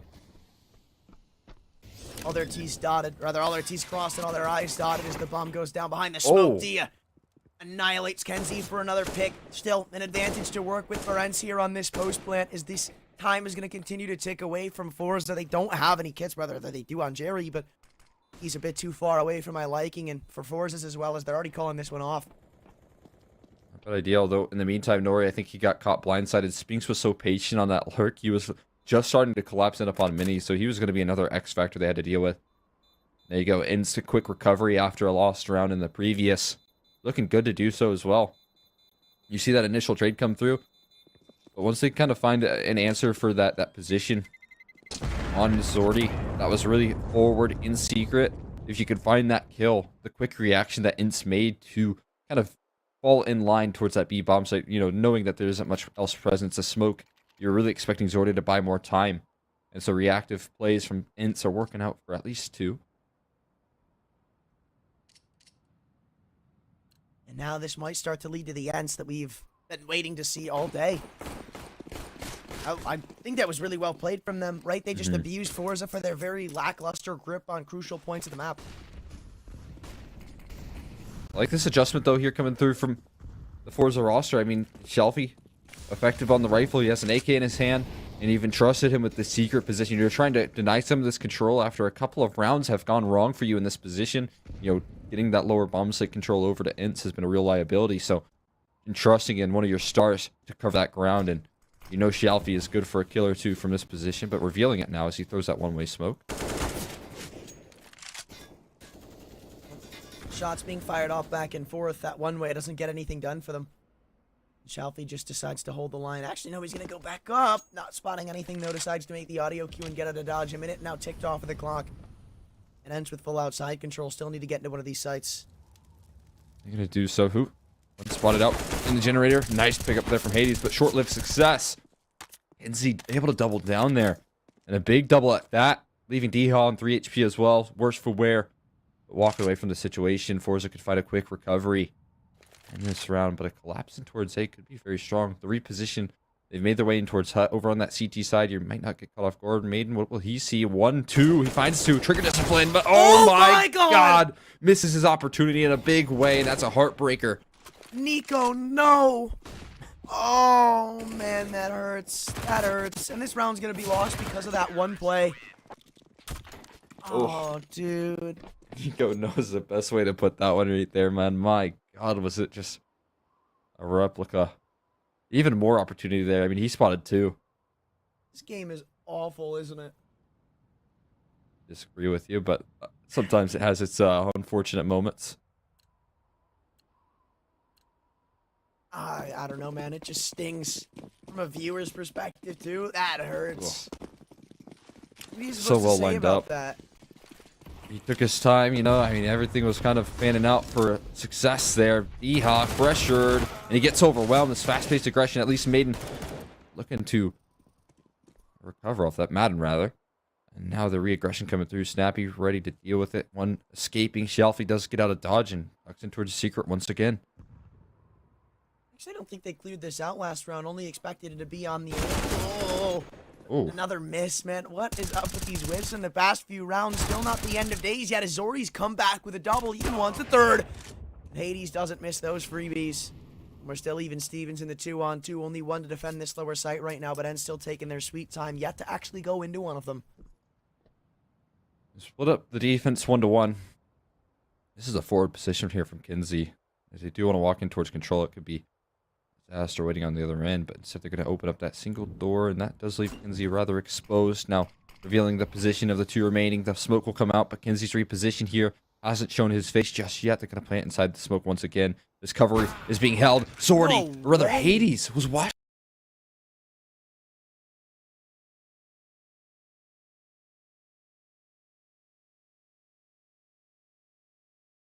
for that. That's so smart. That's so brilliant. Now Nori left last man standing with a big clutch of his own. It's incredible. And does Norway want to even give this one an attempt, right? Make sure the money is low. Or actually, hold on a second. I may have discounted him a bit too early.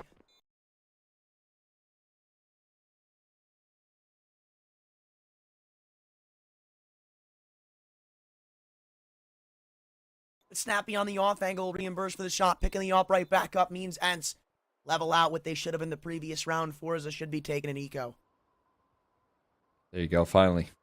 It seems like they've kind of forced some pressure. Of course, you know, forZe continue to apply that in reverse. You know, continuing to get those investments out as much as possible. Shelfie and Zordy both going to be picking up the rifles. Got a couple big multi-frags. Nori's been stepping up in a big way.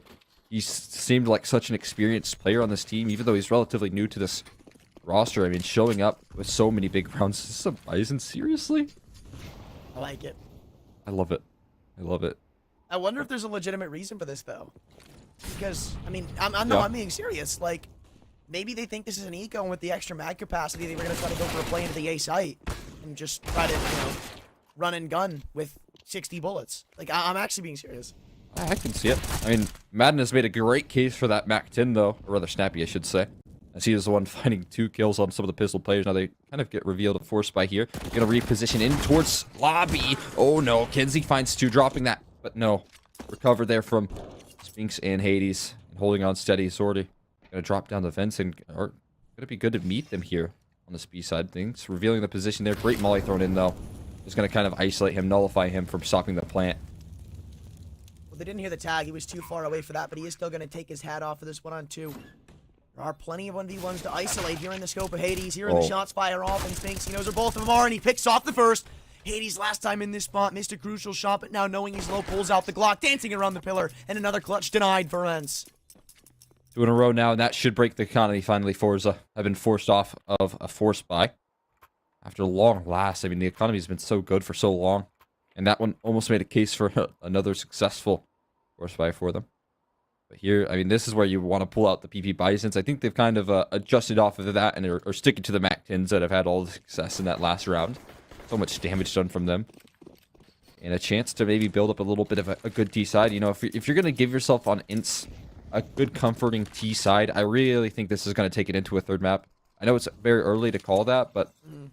I mean, if you consider the recent success on the CG side for this roster, and how effective you can see Hades be with the op on the CT side overall with his mobility, and he's just all over the map, he can really deliver them some rounds here. Kenzie, oh, that's unfortunate timing. That does really suck, don't it? We didn't expect him to get 10 much for this round anyway. I love that Molotov. I actually love it.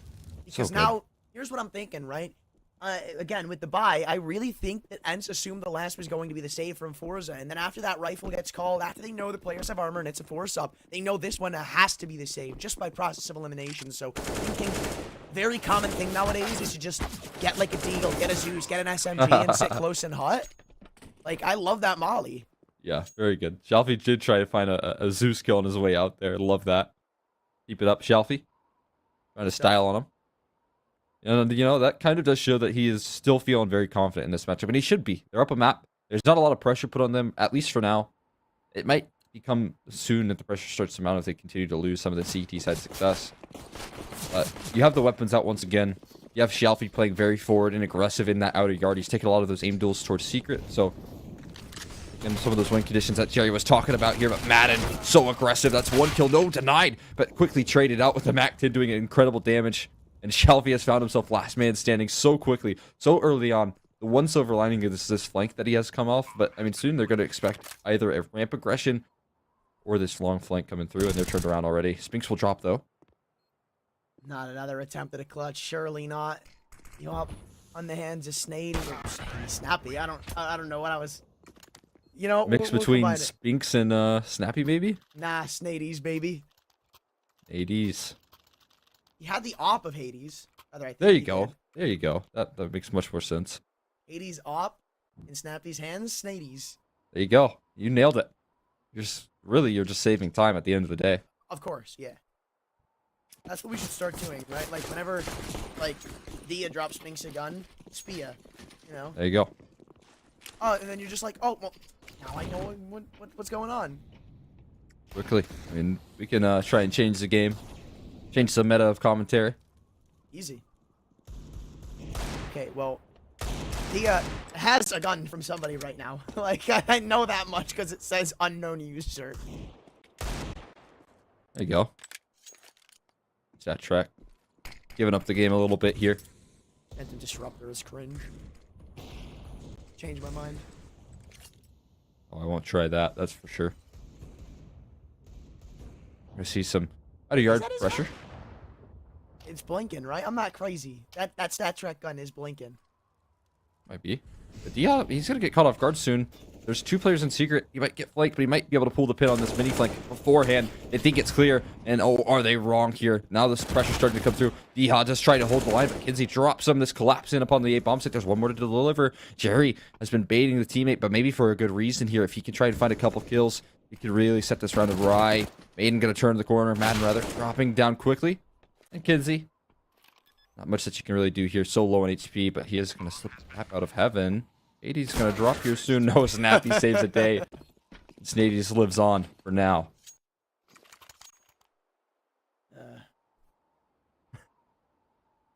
I'm still just annoyed that I couldn't figure out whose gun that was. Really stuck on that one? I'm stuck on that one. Alright. I'm in my own head. Rent free.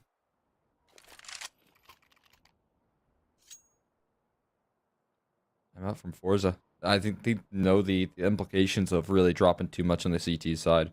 There's no doubt about it, right? I mean, you know the history of this roster. You know how effective they can be on the CT side, and it is a terrifying prospect.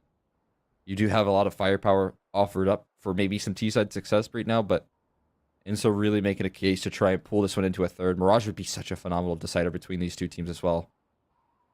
Huggy as ever, true. I'd love that. That'd be sweet. But yeah, I mean, remember, this team is the same one that 12 rounds against Navi on the CT side, so forZe probably going to have a tough time catching their breath when it comes to that regard. And ENCE, well, they're certainly not letting them catch up because this pace on the T side has been so overwhelming in the past few rounds, but so can forZe. We saw him get started with the op over on Ancient, where they're at, like, what was it, 3 back-to-back triple kill rounds? Yeah. I mean, he was the closer in that last map, and now he's looking to try and find success off the back of that timeout. They really should be able to do so. 5v2. How are they going to pull this one back here for Spinks and Diha?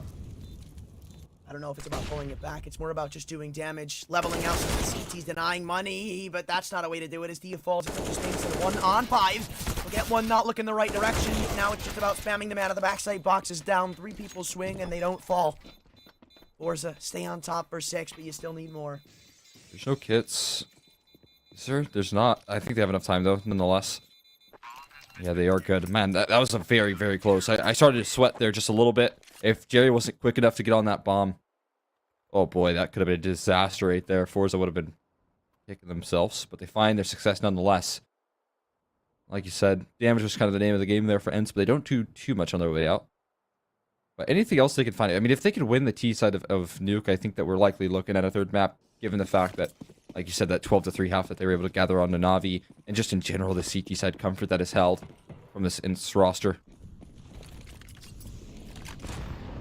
Oh, wow, I like this. forZe finally starting to respond with some aggression of their own as forte goes straight in through, man. There's been so many rounds where ENCE don't do anything here, and now they're getting punished for it.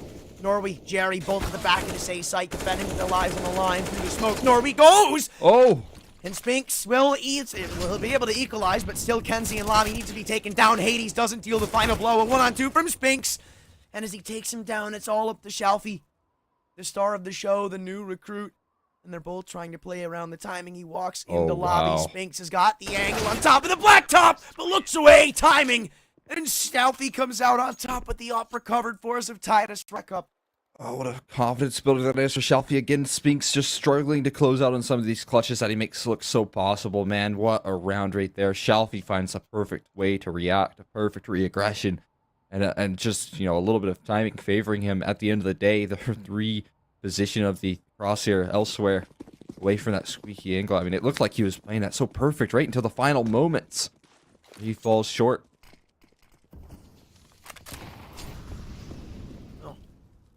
forZe, at least they can go into the next half with somewhat of a smile on their face, right? You ended off it in a decent style.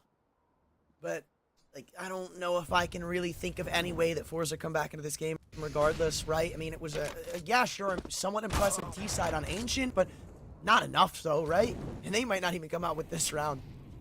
Yeah, I mean, it's still pretty comfy if you're walking away with 7. And, I mean, this could be 8, like you said, potentially here, as they still have that man advantage despite Shalfie looking to take things back into their favor. There's enough time here to reposition elsewhere. Nori? Well, he's clearing out angles, expecting him to be in ramp. Reality is everyone towards that outer yard doesn't realize it, though. And he will turn his attention back in towards lobby. There's 4 players to deal with here for Nori. Finds a first, and he will fall off. It's equalized now. And Shalfie might look to strike from the hut. Seconds, he's just playing in a way such that he can tuck in if things start to go awry. Flash thrown through, but it's not blind anybody up, leaving it all up to Norway and Kenzie. They both try to walk through it. Spotted out by Hades off, but a kill has continued to be brought through. He's doubled down, but there's a smoke blocking the mini player. You gotta wait for at least a second coming through, not looking the right way. Kenzie's gotta pull this one off. He knows where the last man is. Pulling out the Tech 9 as the AK's run out of bullets. He's gonna drop in the nade as well, trying to use the utility he still has It's so close and tense in this one-on-one. The flash doesn't blind him up. Madden continues to use this utility, just playing for the timer at this point. Mackenzie's got the clutch, and forZe will end up coming out on top with an 8th. Hard fought clutch right there in forZe. I mean, it's a small silver lining to look for an 8-7 half up against ENCE on the T side. I mean, they're hopping into their favorite half here by a wide margin, so, and should be walking into this pretty comfortable. They should be feeling confident. You know, maybe if you can gather some of that same success that you did over on Ancient, then you could still be a little bit worried if you are ENCE for a potential 2-0. But I think that's kind of a tough reality to swallow for forZe. I don't think it's looking too likely. 80s is doing a great job with the op. You have Snappy stepping up in the rifle here. And again, this is where Hades has shined before on the CT side with the AWP. So mobile, he's so fluid with his repositions that it can be a hard factor to deal with. For a second there, I thought they were just going to come barreling into the A site, but no, they slow it down. Now the Molotovs come through alongside Flashbang. Still a man to deal with on the top of Hot. That's the Dualies finding one. Okay, it's a bit longer to take than I thought it would have, but still in a 3-on-2, it looks like ENCE should be good to close this one out. Gary's still trying to get a respectable score in the end with only 1 kill mounted. It looks like forZe are going to give away a tie game again. And raid boss dualies on the top of Hut for a pistol round, I think, are one of my favorite things to see nowadays in the current standings. It's so effective. $300 for those as well. And you could just do so much damage before you, even if it's just causing distraction. You know, even if 3 heads are turned and you're allowed to collapse from heaven and mini. I mean, it's kind of exactly what we saw there. It wasn't as many kills as we'd like to see from the dually, but the fact that the rest of the team was able to come in line pretty quickly for ENCE is the perfect reaction right there. Aggression? Oh no, just underhand nade. I thought Maiden was going to dive in the Hut right there. Could have been a mistake with Shelfie right next door. Oh, this is definitely going to be heard. Dia's got himself a free kill. And even a dink comes through the smoke, man. That's just tilting. It's so annoying, right? Oh, man. They tried to figure their way out of this site. At least 1 kill in for Jerry, but again, this collapse coming through every which way. Doherty taking heavy fire, but on his way out will nail the shot on a D. That's an extra fight. Mouse, if I've ever seen one. That's definitely Winter Code Winter 10, rather.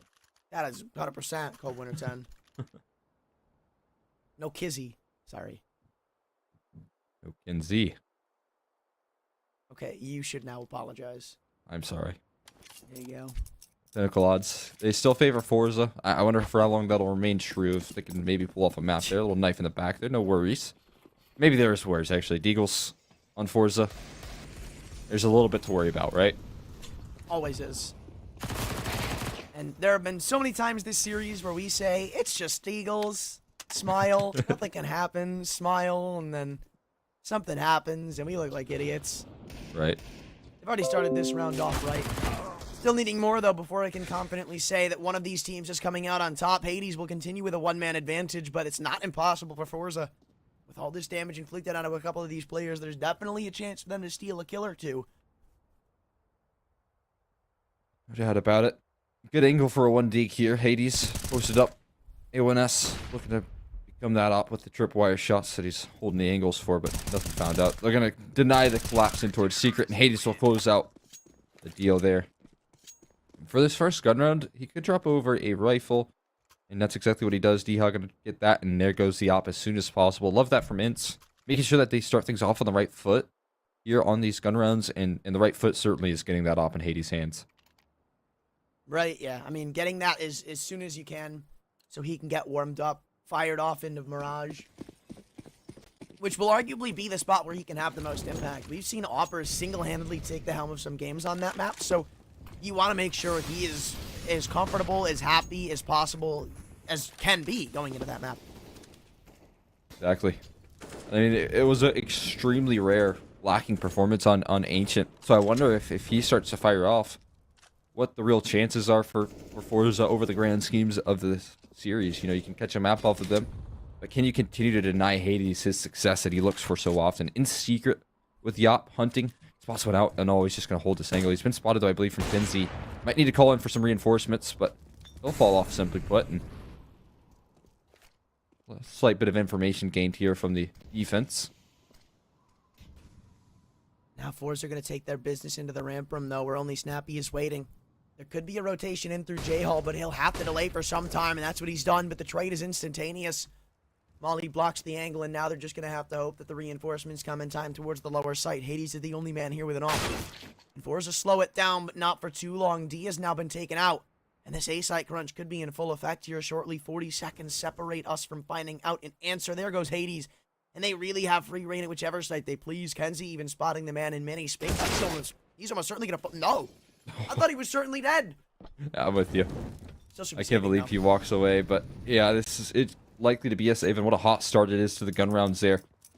Spinks off the races here, kind of falling off of things, and Madden, while he does make a bit of noise, I imagine he'll go and hunt for a rifle, a real rifle.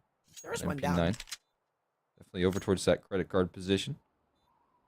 You make safe passage, so I mean that's exactly what you need to see if you want forZe to try and pull things off on this T side, opening things up with a gun round and looking that successful in their defaults. The lurk even coming through there from kenzie was effective for a kill, shutting off that rotate that was Diha trying to find some recovery in that ramp room. So really strong stuff to open things up. Yeah, but can it continue? forZe, I feel like that's a flash in the pan round where you've got two people who didn't end up looking your direction when you took those initial fights. That's not going to consistently happen. So they need to do something a bit more convincing in my mind. I have to agree with you. You need to keep that up. That's for certain. If they can start to string things together, then sure, you can start to see a more convincing T side. I think overall, they were able to manipulate those rotates quite nicely. And again, they kind of isolated Hades from that round. Didn't really allow him to have any impact there in the grand scheme of things. They forced him out of secret. And eventually he just got caught in transition trying to recover some of that ground towards B. Unable to do so. And off that victory, forZe calling a timeout. I like it. Because the worry is starting to come through. We talk about them coming into this map. Really not that much pressure on them now because they have that one map of a buffer to use. But you can definitely see there's some frustration going across the CT side right now. That is an interesting way to press keys on your keyboard. His hand is like arcing over it. So weird. Yeah. Whatever gets the job done, I guess. Right? I ain't gonna judge. Although you might want to be careful with the angles, that's for sure. Here, what is that though? Shalfie, confidence exuding, and see you later. DL through the fire and the flames. What a phenomenal opener. That's the rifle capability that Shalfie can bring to the table for this forZe roster. And man, oh man, did it look pretty. Funny enough, health is still in the favor of ENCE, but not anymore. As Hades has been dropped, and now looks a bit more worrisome. forZe trying to lock themselves into another tie game. Do what ENCE couldn't on that T side over an Ancient. And if they do, then they'll send ENCE home. Surprisingly so, 2-0. So have to deal with a player in secret. Lining up a couple of kills here could be big. Spinks staying alive. Finds another in that low HP bar right behind him. He might have just clawed this back.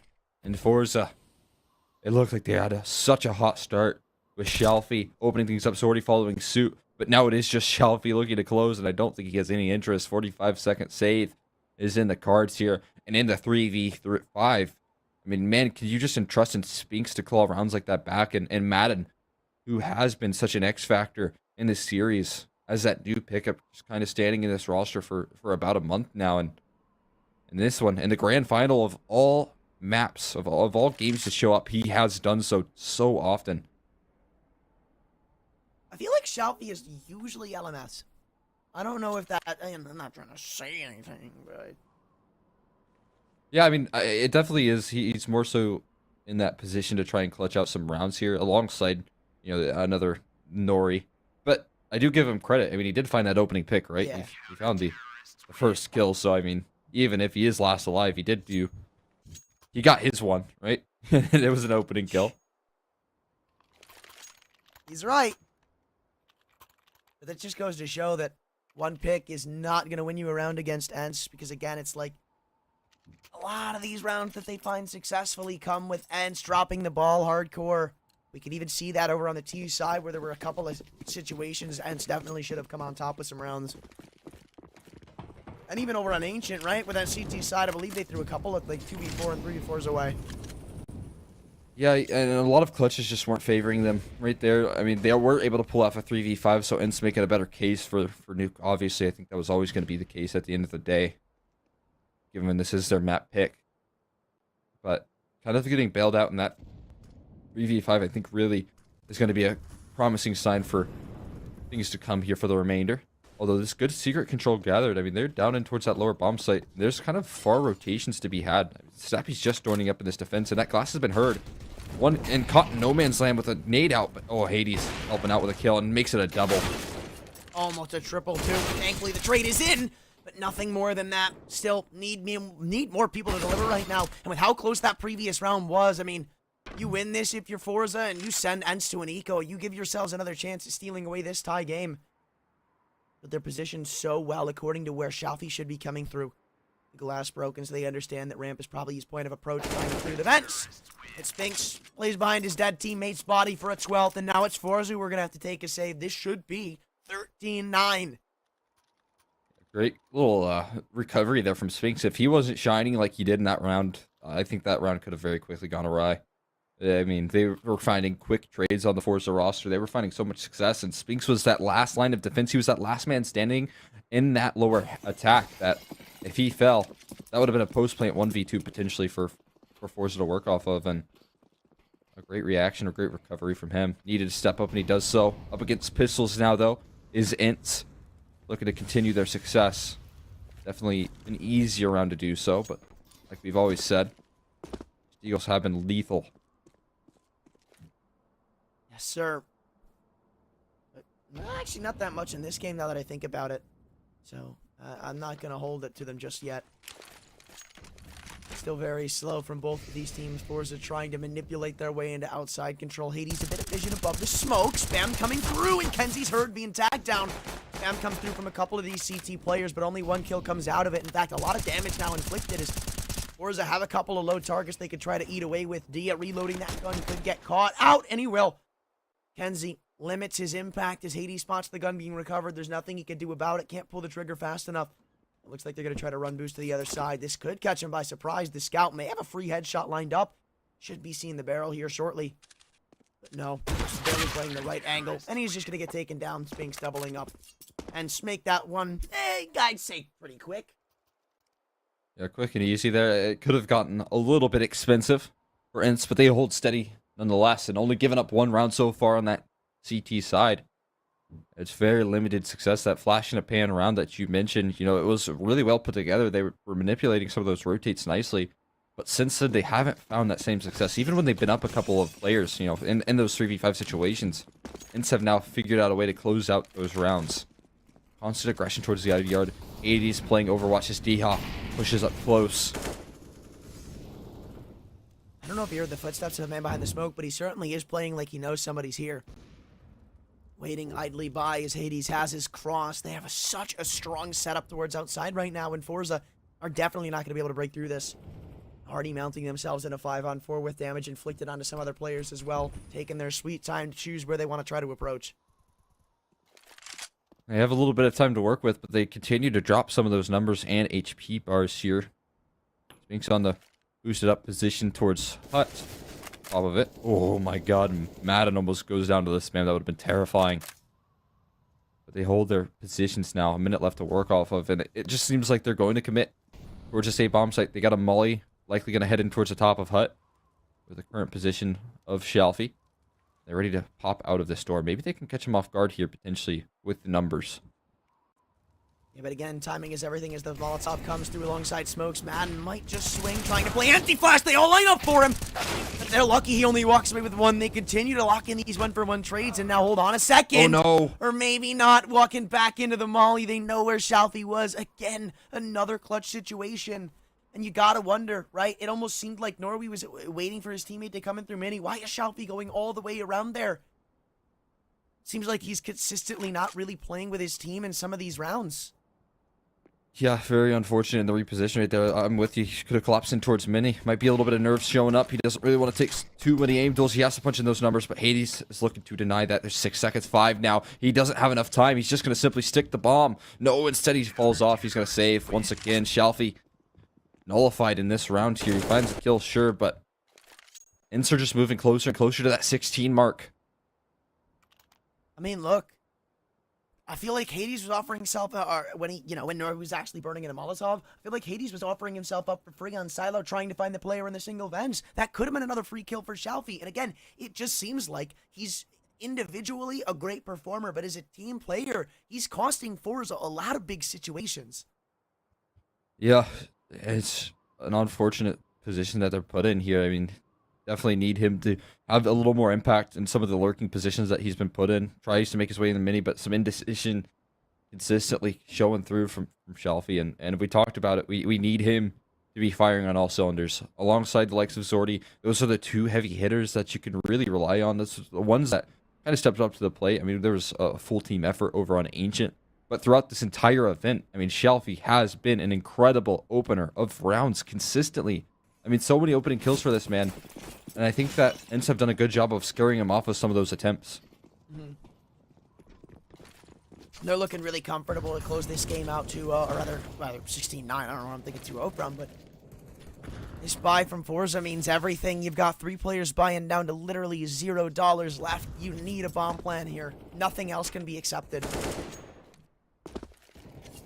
Definitely. I mean, and that's probably also need a round victory with that. I mean, you do not want to give map point, considering you've only found 1 round so far on your T side. That's not going to bode too well for some confidence.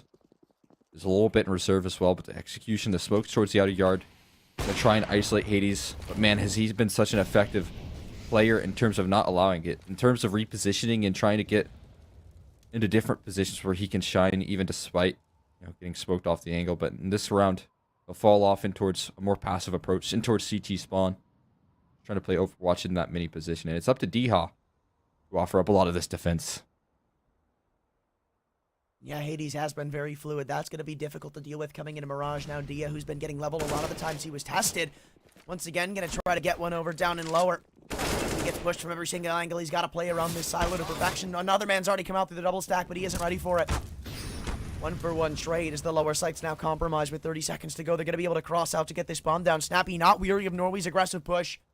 And even though this timer is very, very low and desperate, doesn't seem like it's going to bid any bad welling to forZe, who get themselves another one. It's a 2-on-4 in Spinks, and Maiden probably don't even consider going for this. Yeah, you just want to save here in this position. I think Madden would like to just stick around and hope that op comes his way. It should do so. The bomb explodes. He'll hang it around here behind the box. Snorri, the one T to really deal with at the moment. Might just recover that op right in front of his face, right? Oh, he grabs it and he's out. Oh no. Can't catch me. Poor Maiden, Oh, look wait, at this. no way, no way. This is so sick for Maiden, knowing the save is going to come through. And he even drops in the Molotov. Oh, this is so smart. He's thrown it into the corner as the bomb's going to go off. They're not going to go down. That nuke bomb is such a dud, man. I got so excited. Lame. Lame. You just always have to remember that just does absolutely 0 damage at the end of the day. It's crazy. It did 10 damage. I know. I got 10 it was damage. so exciting, man. I thought for sure it was gonna be a Dojanade moment, but instead, everyone stays alive in forZe. No economic damage done towards the tail end. And so with those 2 rifles saved, good to buy up again. Hades even has his AWP presence. Well, I mean, last round they did a great job of overwhelming that B bomb site and quickly moving with that secret control. And finally, it seems like Hades' impact had been limited in that previous round. Maybe there is still something to be made of this T side, but we have yet to see forZe pick up rounds in any form of succession. It's been 1 round by 1 round. But that's kind of the way you need to make this comeback a reality, 1 round at a time. As they slow it down and outside control, they're definitely the favorites when it comes to just bare bones utility. And already have Maiden without any of it, D, only a Molotov to work with. But they really want to try to contain this outer yard aggression, because forZe have done this so many times now where they just throw in these smokes and use this to get themselves leverage in the round, whether it be crunching in through mini, through CT, down secret, and are usually left in the dark past these smokes coming through. Yeah. So they have Dia tucked in towards secret. Has to deal with Kinsey hearing all of these footsteps. He's going to fall off. Give up a little bit of space, expecting maybe more presence here. And with that space, again, it becomes a little bit questionable as to where this leaves the defense. I mean, they already have given ramp control. Look how forward Shelfie is. Snappy gets deleted. And this is an incredible bit of control on the map they have anywhere to go towards, and A is certainly the most prime position. Nori on top of the mini will drop down for a free kill. It's only one left up. Offer up a defense, and Madden going down. They still have something to say for, so they're not done just yet. It's true, and now if ENCE don't keep these weapons alive, they're going into the next round with nothing more than mere pistols. That could be big. 12 to 14, maybe the outlook here before too soon. It's getting there slowly but surely, man. And on top of that, even if you save these 2 rifles, sure, you have Hades who can maybe go proactive with that AWP, but he he's kind of been isolated, kind of been forced to give up a lot of space. And even in that round, when they have a 5v5, not only do they lack that secret control, but they don't even have ramp control to recover some of that lost space. So I think ENCE, as they get really close to closing this out, are getting a little bit of pressure on their shoulders of they not taking enough maps control, enough space to be held on to, and that's certainly been the case. I imagine that Hades might try and adjust with a proactive ramp play here. Okay. Hopefully, right? Because we need to see him get a bit more active when it comes to just moving around the map, because we've seen him on the A site and now we've seen him outside. But you kind of got to be fluid with an op in today's meta. You can't just play super static about it, especially on Nuke, where if you're the majority of the time you're outside or in heaven dancing around that area, you're not going to get anything done. You're not going to get much impact because most of the time you're going to be met by smokes, but not this time around as they go barreling into the A site. 4 of them out through the single door, yet to field a kill. And apparently Hades is positioned up at the proper angle, doubling down at the back of the site, still dancing around the fire, and the flames continues to try and carry on. The P250 of Spinks through the smoke connects on another. And it looks like if all rounds that ENCE are going to pick up, why this one? Why here? Why now? forZe, this is so painful to let slip through. It's up to Jerry in a 1-on-4. Another one of these players for forZe who's been very, very quiet as the smoke fades away, and Manny Spinks is going to hard clear this corner, knowing that somebody could be here, but can't connect the shot. So maybe there is still something to be made out of this situation. Then recover to dive down. Vince will lie in certain deaths. Snappy's pistol on that B bomb site, but there's a minute left to work with. There's no need to rush about this one. Jerry knows the implications that this round has. The grand scheme of the series, but moving out towards Hut. Has to deal with one, and this is a massive off. From Madden will collect so much damage, but not the kill. Staying alive, Jerry's found the first piece of the puzzle. Oh, he wanted to pick up the op. You could tell that's exactly what he wanted to do. Get himself that one-shot wonder weapon to use it going into the B site. Now as he throws a flashbang into ramp, he's trying to catch the panic rotation of Dia, but knowing that there's a player sat behind the silo over there, there's no real reason to go for it. Good step made. Jerry's still trying to play with this timer. 26 seconds, and I think at this point you've got to convert into the A site. You don't really have time to go quietly down towards lowers. Just hoping that the timer starts to favor him. And it is going to come down to timing. Dia, if he looks away at the worst time... Oh, he drops down Vince. Wait, this is actually kind of big. Because depending on the angle that's taken up, Snappy could give himself away. Now dropping down. Jerry's going to hear this, but he can't connect the headshot, and that's what was required of him. ENCE on the eco, pick up map point, and we might be just heading to a third. I mean, at least they figure out close out that 15th round. And I thought that Hades was going to go proactive towards ramp. Can you believe that he would just start the round in the back of Silo with an AWP? I mean, have you ever seen any opper do that? I mean, that is so absurd. What an insane read right there coming through from ENCE. Absolutely brilliant for them to find that success. Hades fighting the first 2 and then closing out the rest with the supporting staff here. No, Russian coming through. This is so much more fast-paced. Madden gonna go straight for the fences here, dropping 2 immediately. Nori and Zordy watching from the sidelines as the rest are pressured. Another kill, and no, that's Hades that robs it. And now answers are back. They've found success. 2v2. This is workable, and Madden knows there's one limited on ammo. He's been spotted out. He's only got 2 bullets left. He's dead to right, and it leaves it all up to Snappy in this 1-on-2. He has all the info on where both of the remaining players are, but it's akin from what forZe know. Waiting out this Molotov's expiration. It looks like, are they going to go down lower? No, they're not. Just trying to play this timer once again. Apparently, they don't know where Snappy's coming in from. A big question mark as to where he's going to try to approach through. And depending on the timer, he can shut down this bomb in Tetris. He'll spot it, but no dice when it comes to the kill feed. Dropping in the utility and nade molly combo as he swings through. The flashbang not there. Yet a player looking away, but Kenzie thankfully locks in the frag. And with a 3K, he saves forZe's day. Oh. There's that more impactful Shelfie that we need to see as well. Able to find the success to finish the job right there, and I mean, combining that with a great round overall. forZe remains steady in this match 3 to look to close things into overtime. They can surely pull this off with how good this resurgence has been, and with how bad the economy is at the moment for ENCE, they're not far off that mark. An eco in this one, but we've seen these ecos go awry. This is a lot less firepower, though. There's certainly no op in Hades' hands. Who knows, man? Who knows what's going to get done here? Dia swings into the single door to give up the first pick to Shalfie. He's been here pretty much the whole game, but I will say, usually he's good for one when he's contested. Someone needs to deliver back, and Hades will do it, recovering the AK with armor to work with. He is very low, but he should be able to take more than one bullet. Trying to get away, won't get caught, so he knows where two of the remaining T's are, rather two of these T's. Boost. Now uncrouching, Snappy worries about too many angles. The P2K on top of the boost, I love that. The jump spot catches him out. Now Hades coming in with the recovered AK. Won't find anything but damage in a dream. Spinks last to fall. And forZe are 2 away from overtime, potentially taking one hell of a fight to ENCE. Extremely wise to check that boost right there. Don't know how much damage the P250 or P2000 rather could have done, but either way, just not allowing it to have any success is exactly what you need in these late stages. And forZe calling in what is nearly their last time out. Maybe their third in the mix there. But either way, a lot of pressure starting to mount here as we get closer and closer to that distance, that 30th round here. This could be big for forZe. Your 5th round, now you can at least go home happy knowing that you got more T-sided rounds than Na'Vi. That's definitely a win. No doubt. Should be proud about that already. And again, there's not too much pressure on this forZe roster. I mean, sure, it'd be nice to close it out in OT, but you still have a third map in Mirage to look forward to. You've given yourself that advantage with that ancient victory you've picked up. Their backs aren't necessarily fully against the wall here, but they are fighting back. They are going to look to go down swinging here. We'll see if they even go down OT 2 to close it. They've had a bit of a hot streak as of recent. Oh, Hades now with the op again. You've got to shut him down if you want to get anywhere close to bringing this game back.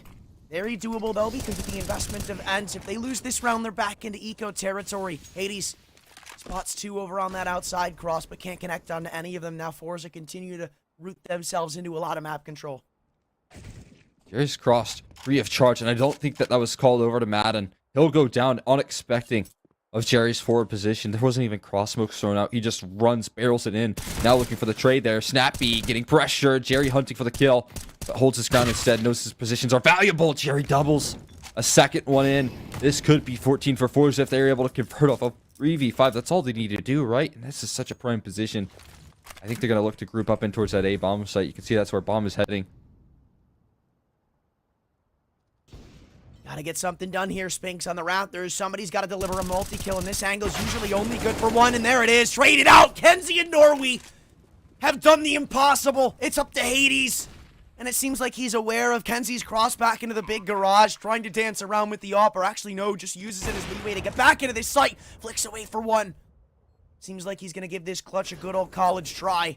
Still dancing back and forth around the unbreakable box. Now he's going to go back into the A site. Keeping Kenzie out is a big W.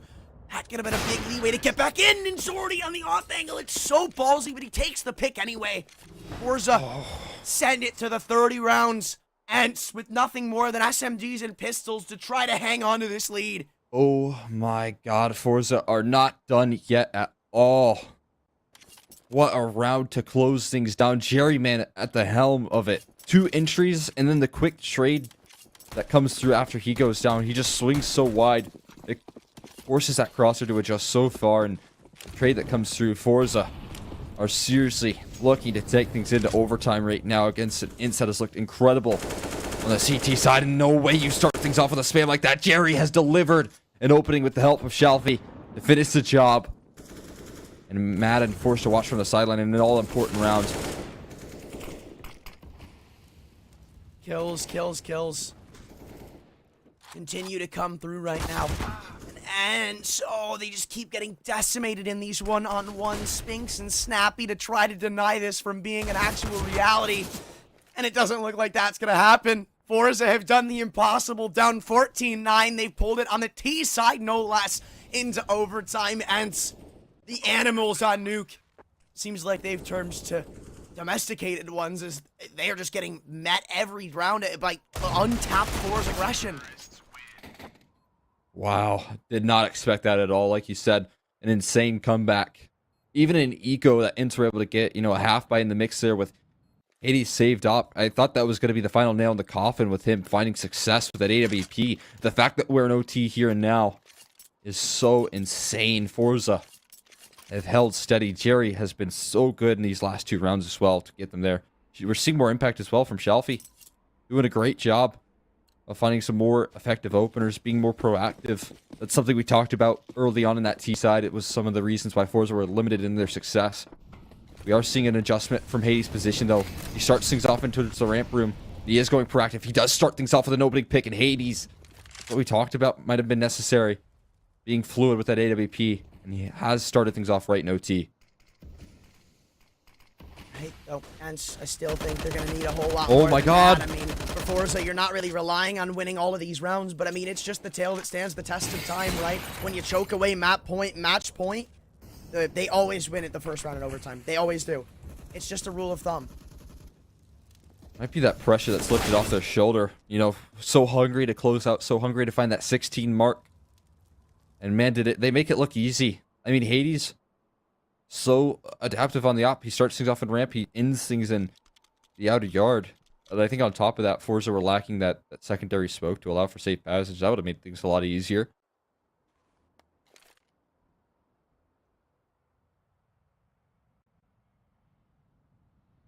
I don't expect much to come from Norby in this round, except death and destruction.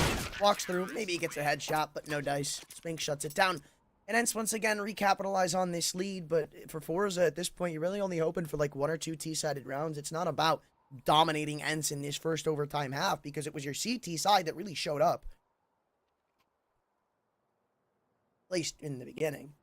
Now with some extra confidence on your plate, I wonder if this will change things around. Question here. Double op invested here. Yeah. Why not? Alright. Let's see how this pans out. Shelfie rocking the secondary. Oh, I guess it's perfect. Exactly what you needed. Hades tries for that ramp progression again. But a well-adjusted reaction there. Shelfie rocking it. He's going to find an answer, but short-lived success as Deha will drop Kinsey in that outer yard position and will remain steady and holding in secret. Now you're working without your top frag or your star on this map. So somebody's going to have to pick up the reins. And that also brings me to another point that not really many people have been showing up for forZe behind like Kenzie. You have some intermittent success from Shelfie, but other than that, it's been super inconsistent. And honestly, I think that's why you saw forZe come back towards the end, because everybody started firing off and everybody started doing well. Ooh, yeah. Feeling his position. Support has come through 2 mollies. They don't scare him off at all, though. Deha eventually will fall, of course, to the flames and the pressure of Nori. Caught in the flames, though, is Madden. He has that little advantage there. Can't see as much as he's close to the molly, but Nori still wins that duel nonetheless. And it is a workable position. 40 seconds left onto the clock. Spinks. So many different angles that he will have to worry about soon as that clock continues to dwindle. Where's the game plan? Where's the end goal here for forZe in this advantage? Where do they want to shut things down? They have 2 isolated duels on the A bomb site or B, whatever they choose, but I think they're going to head in towards mini. Might get caught on some timing here. Spinks as he gets a little bit nervy in holding this position. 18 seconds. They're taking their sweet time with this one as that smoke's heard. Now he's on high alert. He knows where they're coming in through, but Norby with a beautiful headshot annihilates him, and they hear Snappy running up on the rotation. They know he's coming in from this B site. Even coming through vents, that's probably the worst play you could make because it's going to be red for him. Ollie comes through, and they know he's already up. So they just want to play this crossfire, a smoke right in front of them. Snappy waits patiently. Molly flash combo to try to get him back into this one. Norby swings off of it with a head turn the wrong way. forZe once again level out the score. And Nori continues to step up to the plate in some of these 2v2 situations. What a blinding headshot onto Spinks. Again, not a player you can catch off guard too easily, even in an off angle, but gets hard cleared nonetheless. And they're able to close off those 2v2s exactly how you need to, finding 2 separate 1v2s. Even if Spinks had found that kill, there would have been a trade potential onto Spinks, and they're playing it so very well in that round. That was actually really good. Really good from them to bring that back. I loved the pathing, them doubling up in mini, isolating the 1v1s, and really taking the fight to ENCE, who now seem pressured once again, because even if you walk away with a 17-16 lead, it's like you let forZe's CT side show up, and you might just get 2-0'd. Absolutely surreal. not what we expected whatsoever, considering some of the success expected on this ENCE roster on this map. Zordy walking away with the leg shot there. Actually comes out the better end of that trade. Sphinx down low, definitely a heavy hitter you want to topple early on. And he's been a little bit dismantled here. Picking up some mid-round outer yard nades potentially here to try and draw attention. Again, there's this been ever consistent with the secret position. That's kind of been the name of the game here for ENCE. So if it is a fake, then it will be easily read into. And it might allow for more presence to be stacked over towards this A-bomb site.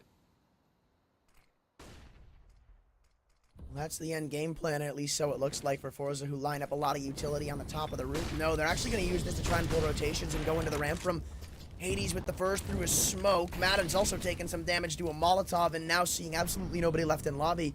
They understand they've been bamboozled, but wait a second, what is going on here? It looked like for a second they could have gone back up to heaven. Hades spotted out in the single. Sphinx now gets info as well. There's so much info to work with right now for forZe. With this timer ticking low, the nade's gonna bounce up. That should be good. No! Oh my god, the team kill on the nade! Sphinx takes it the distance. This bomb is still gonna go down towards the A side, but was already missing a shot. There's no chance to convert this round. Just trying to stat pad before the end, and a chaotic round ends the exact way that it kept going, 17-16. And still up by 1, but now going to the unfavorable side. Something big's gonna have to happen. Oh man, they got caught in some serious panic there in the mid-round for forZe. I mean, you could tell it with that HE. I think if it would have landed in the right position, it would have finished the job on the Sphinx, but instead it bounces right back at their heads, and it finishes the job onto a team kill, man. What on earth was that round, ENCE? I feel like they're quite lucky to walk away with 17, but doing a good job of forcing some of the discomfort.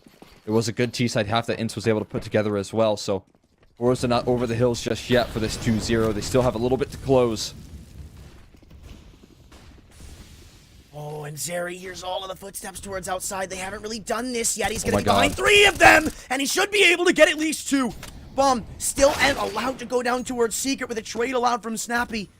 But look at all the info you have right now if you're forZe. It's a 3-on-4. You know a man's down Secret, and you know there's somebody on Silo. They continue to hear the footsteps down towards this lower site. Rotations could be made accordingly. Shalpy just trying to make sure that extra man doesn't go down towards the lower site. Because as it stands, there's isolated 1v1s to be taken right now. Shalpy wants to overextend outside. The footstep given over. So Snappy's now again. Sirens raining off in his head, understanding that somebody's here. Timing is everything, and it looks like Shalpy's forfeited it with less than a minute to go. I think that Mini is more comfortable than it is in reality. Snappy ready to close in upon him. He's lurking through Mini. Might be able to catch this angle off guard. For the meantime, Shalpy and Snappy taking the duel still. And no, oh my god, Sphinx goes proactive. ENCE could lock in. Double overtime here. Shalpy isn't even able to rotate in down the vents. He will maybe dive down soon. He's still trying to deal with this threat. Snappy will drop him eventually, and Zordy left last man standing. A lot of pressure on the line here. He's looking to close things down, but he might just save the AWP. Takes a different angle of approach, but Sphinx nails the headshot. Gets his 34th kill and puts ENCE, at least in the series, or rather map point, I should say, looking to take things into Mirage. That's crazy to think, man. It was a 3-on-5, not a single kill past that point, answered by forZe. And Shalpy, in my mind, just commits to that fight for just a little bit too long.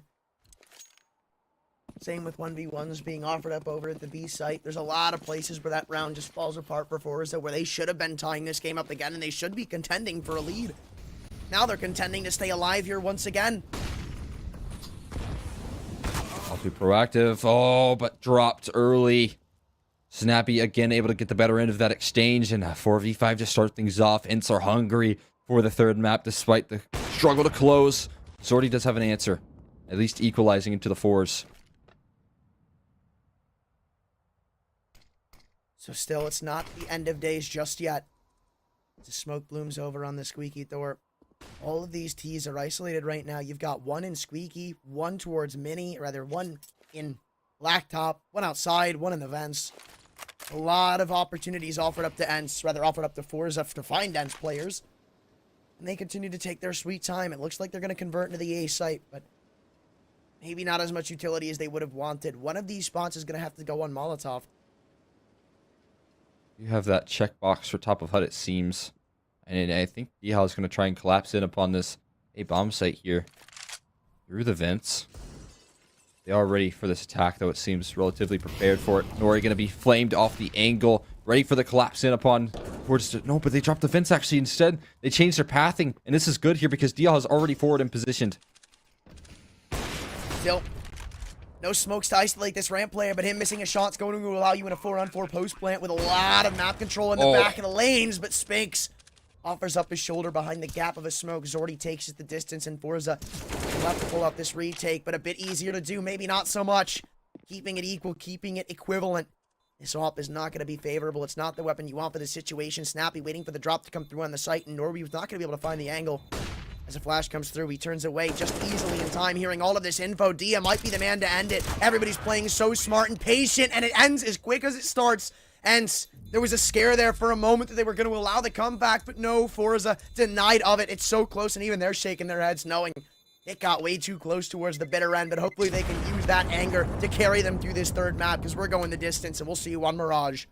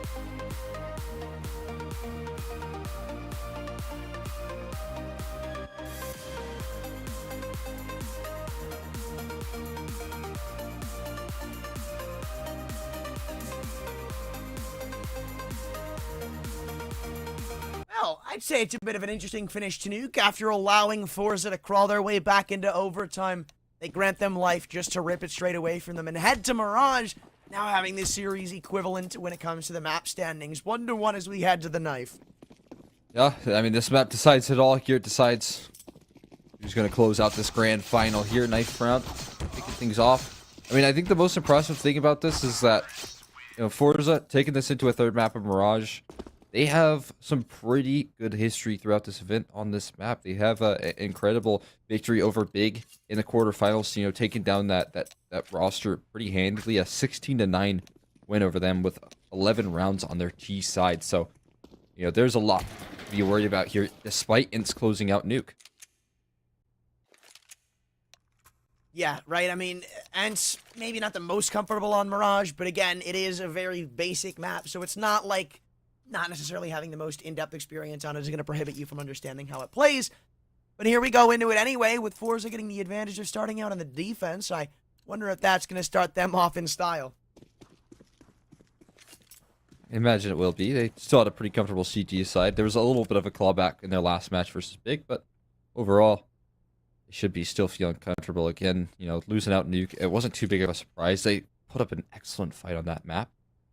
Seems to be a little execution out towards the A-bomb site, though, here in the cards for ENCE to get those right side smokes in, or at least jungle smoked out. Only CT to deal with in Zordy.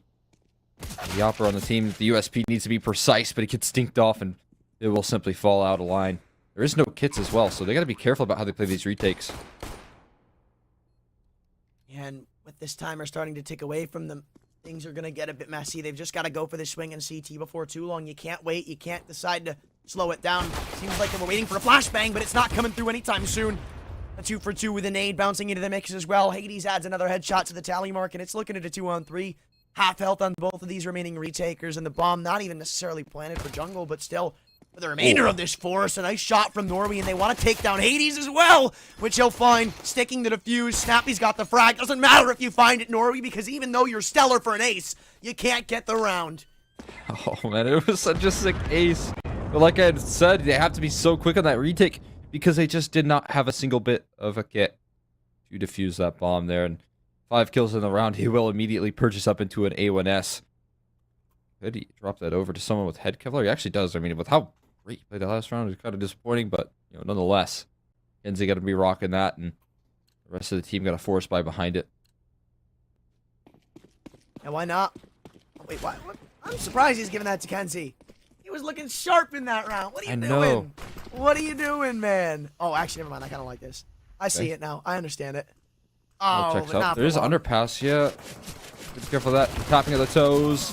Oh, and an answer back. Kenzie does find it, but it's short-lived success. Rifle somewhat retrievable, but no longer so. Shelfie gonna be pressured in from middle and underpass here, and I mean, a 2-for-1 trade, not exactly what you hoped for, assembling that boost.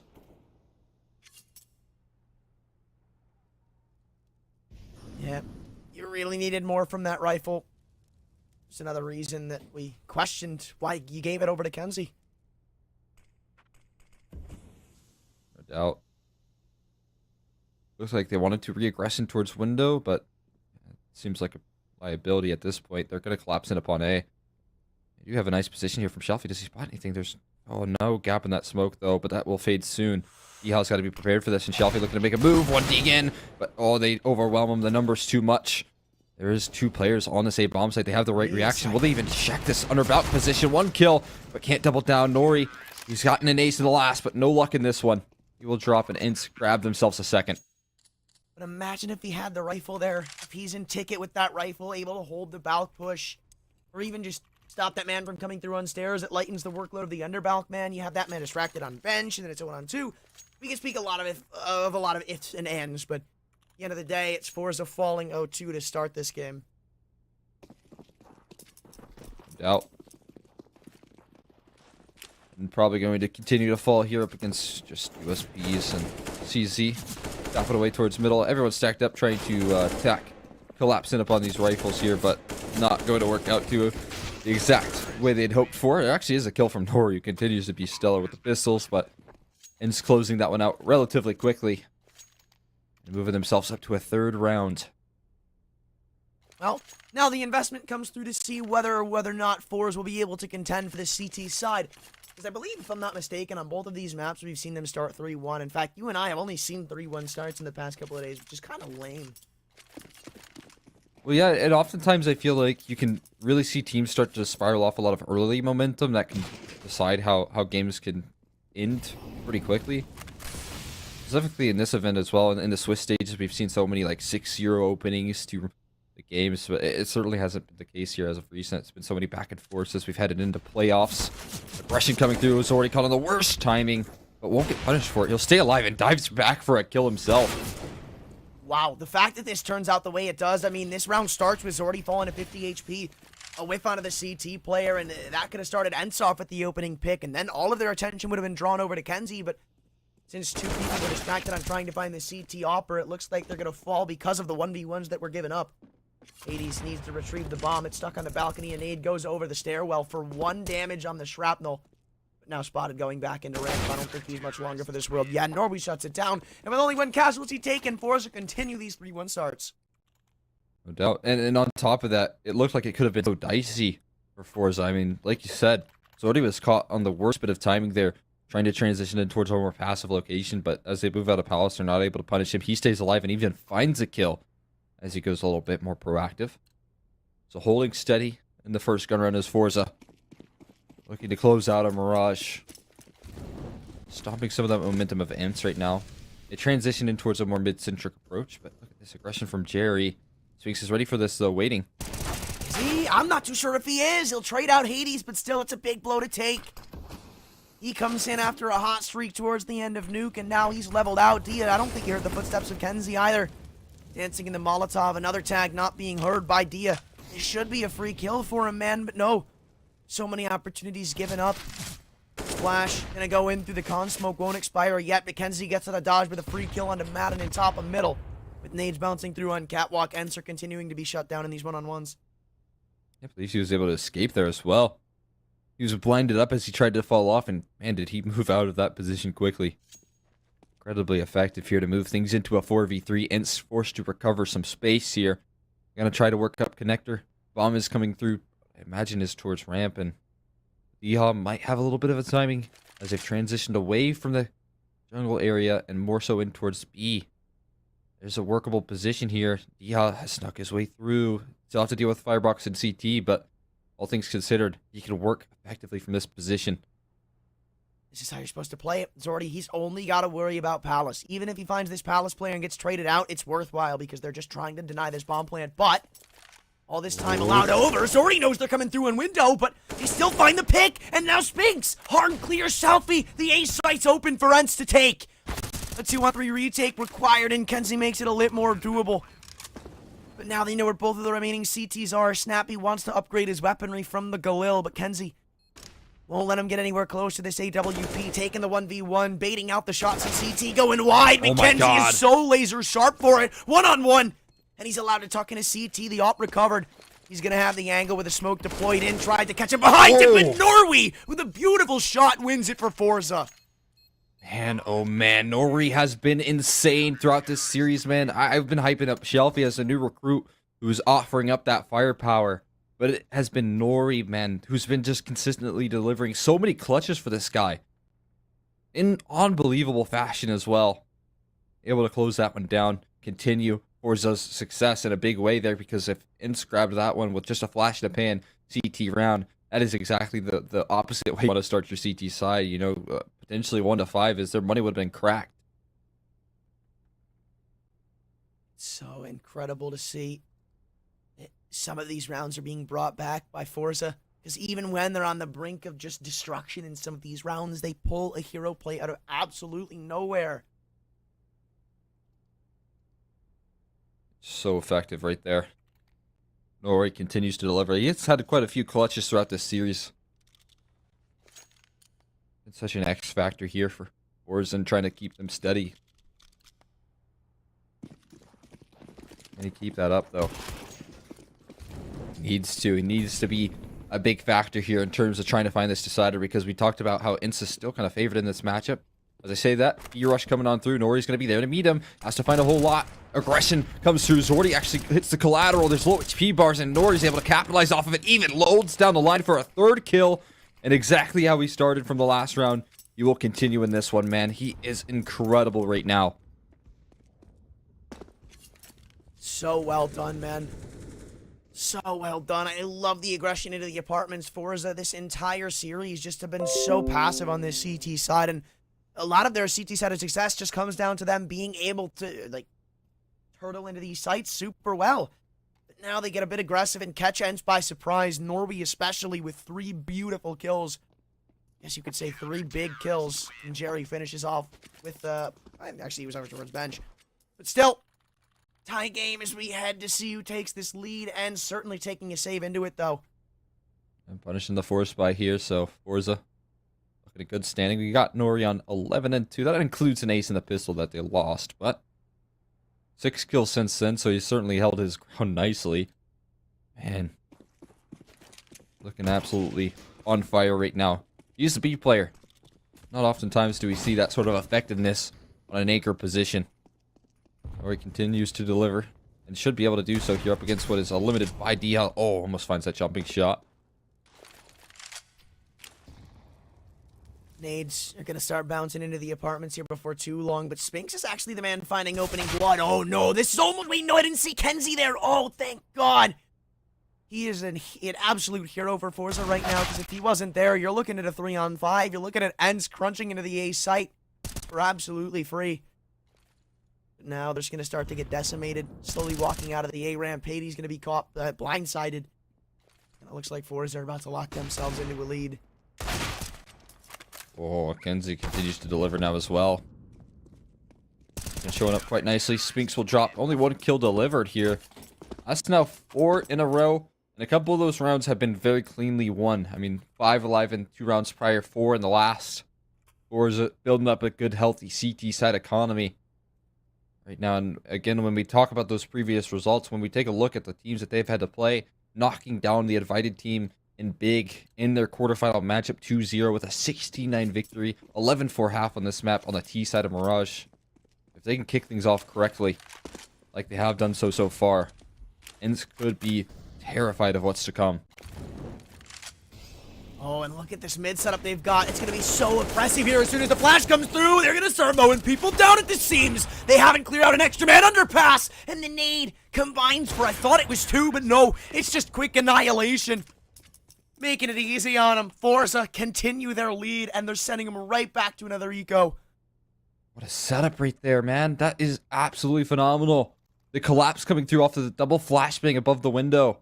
And they're all blinded up for so very long. I mean, they stayed alive for an impressive amount of time considering the reinforcements that were onto the scene from forZe. But 3 players, 3 different directions. There's so many different angles you have to cover. And if you're taking those fights, and you're in the middle of mid, there's no getting out of that alive.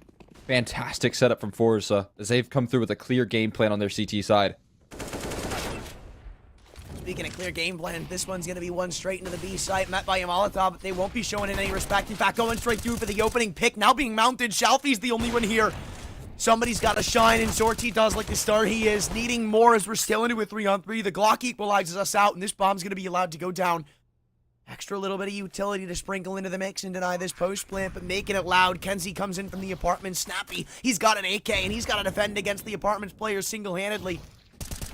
Recovered weapon against the world in a 1-on-3. He's got armor, so aim punch won't be a factor, but won't matter when you're going against the op of Zordi anyway. So forZe, a bit shaky on the initial hold, but for the reimbursement, they get 6. Hold on, steady in the retake. That's the key. Not allowing for that one to get too expensive. Remaining with 3 alive, especially as Shalfie and Nori, they died pretty quickly on that B defense and didn't offer up too much. I mean, that was a 4v3 at one point. And the hold is there on the retake. ENCE. It's a good eco. You know, they definitely were able to close some distance there, but couldn't quite figure out the finishing blow there. Now, investments are out. Hades does have his AWP, or I believe the first time in this T set. At least it feels like the first time. And now, the same case is true for Zordi, ready to hold it down again. This time he's positioned himself over in mid. And actually, Shalfie has a secondary that he's rocking as well. Oh my god. These openers have been so good for forZe. Through smokes, behind flashes, behind mollies, everything. The whole 9 yards. It's all going their way, including the extra. Dia in from underpass. Now the only remaining man to tell the tale of what happened in middle. The op scope's going to be heard with an extra rotation given as well. So there's a lot of info to work with, but apparently it's not enough for Spink. So 2 on 5, and things are only going to look to turn to the worst. Hades will get one back, but it's a very, very quick one, as it's left all in a 1-on-4. Shalfie thought he had the angle, but he gives it up. Happy to give up this control here. I mean, there's no getting through that little murder hole. It's the reason why it's called that. Shalfie, let's hear the scope. Uh-oh, maybe there is getting through there. Dropping the off there. That's quite a nice start. I don't think Zordy wants anything to do with this. Gonna throw that molly down. Diha. I mean, if he can deny that secondary op hold, I think they'll be able to reinvest into that. But, I mean, it's a small chunk of change. He's out of dodge here with the AWP. 30-second save. I mean, why not? But either way, what a brilliant round right there.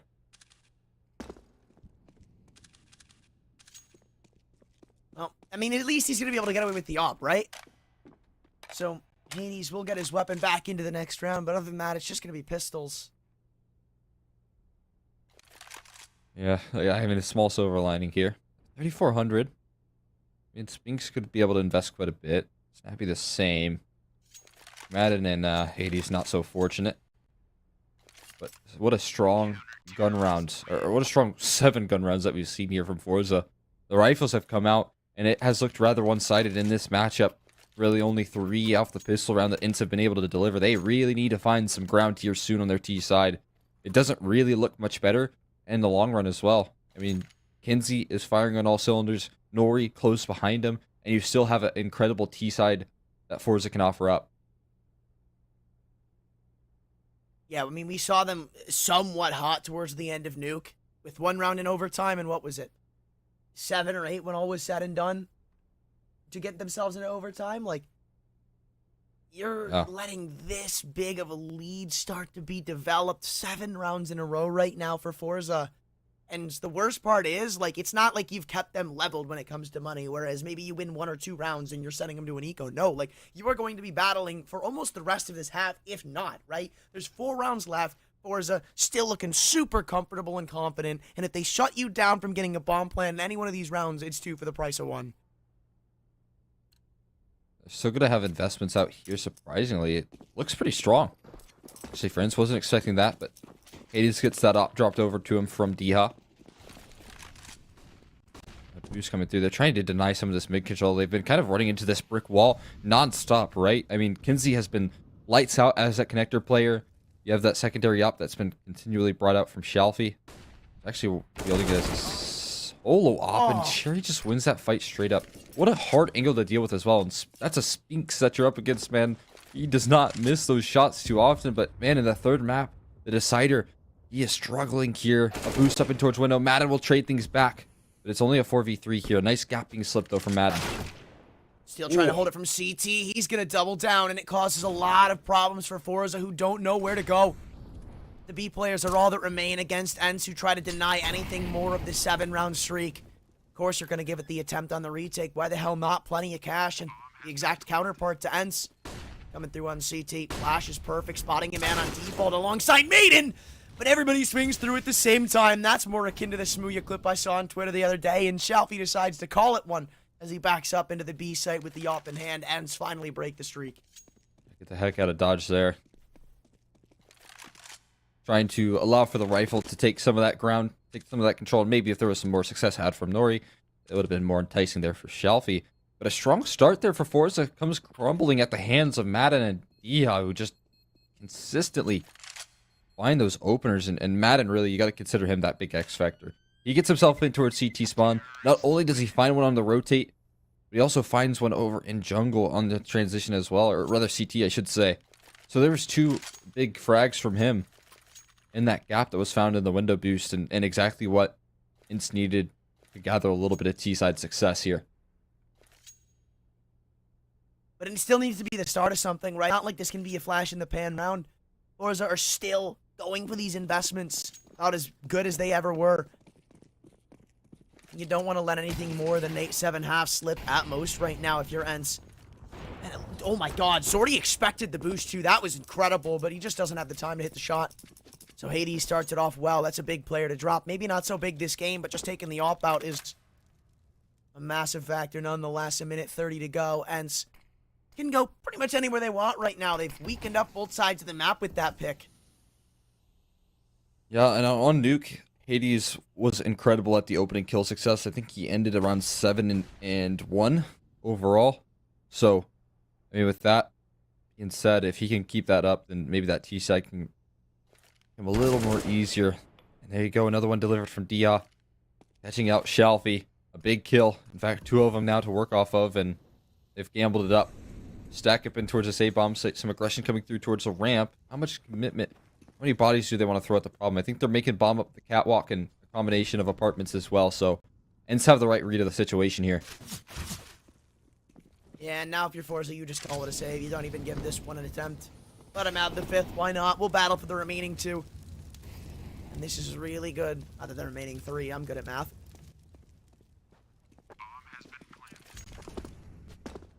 Yeah, and making a little bit of a T-side again. They needed this little cushion, I think.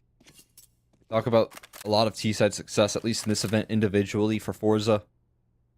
They've shown it on Nuke. They've even shown it on Ancient as well, where they've given themselves a great cushion on their map pick. And I think they ended that half 8-7 or 9-6 potentially.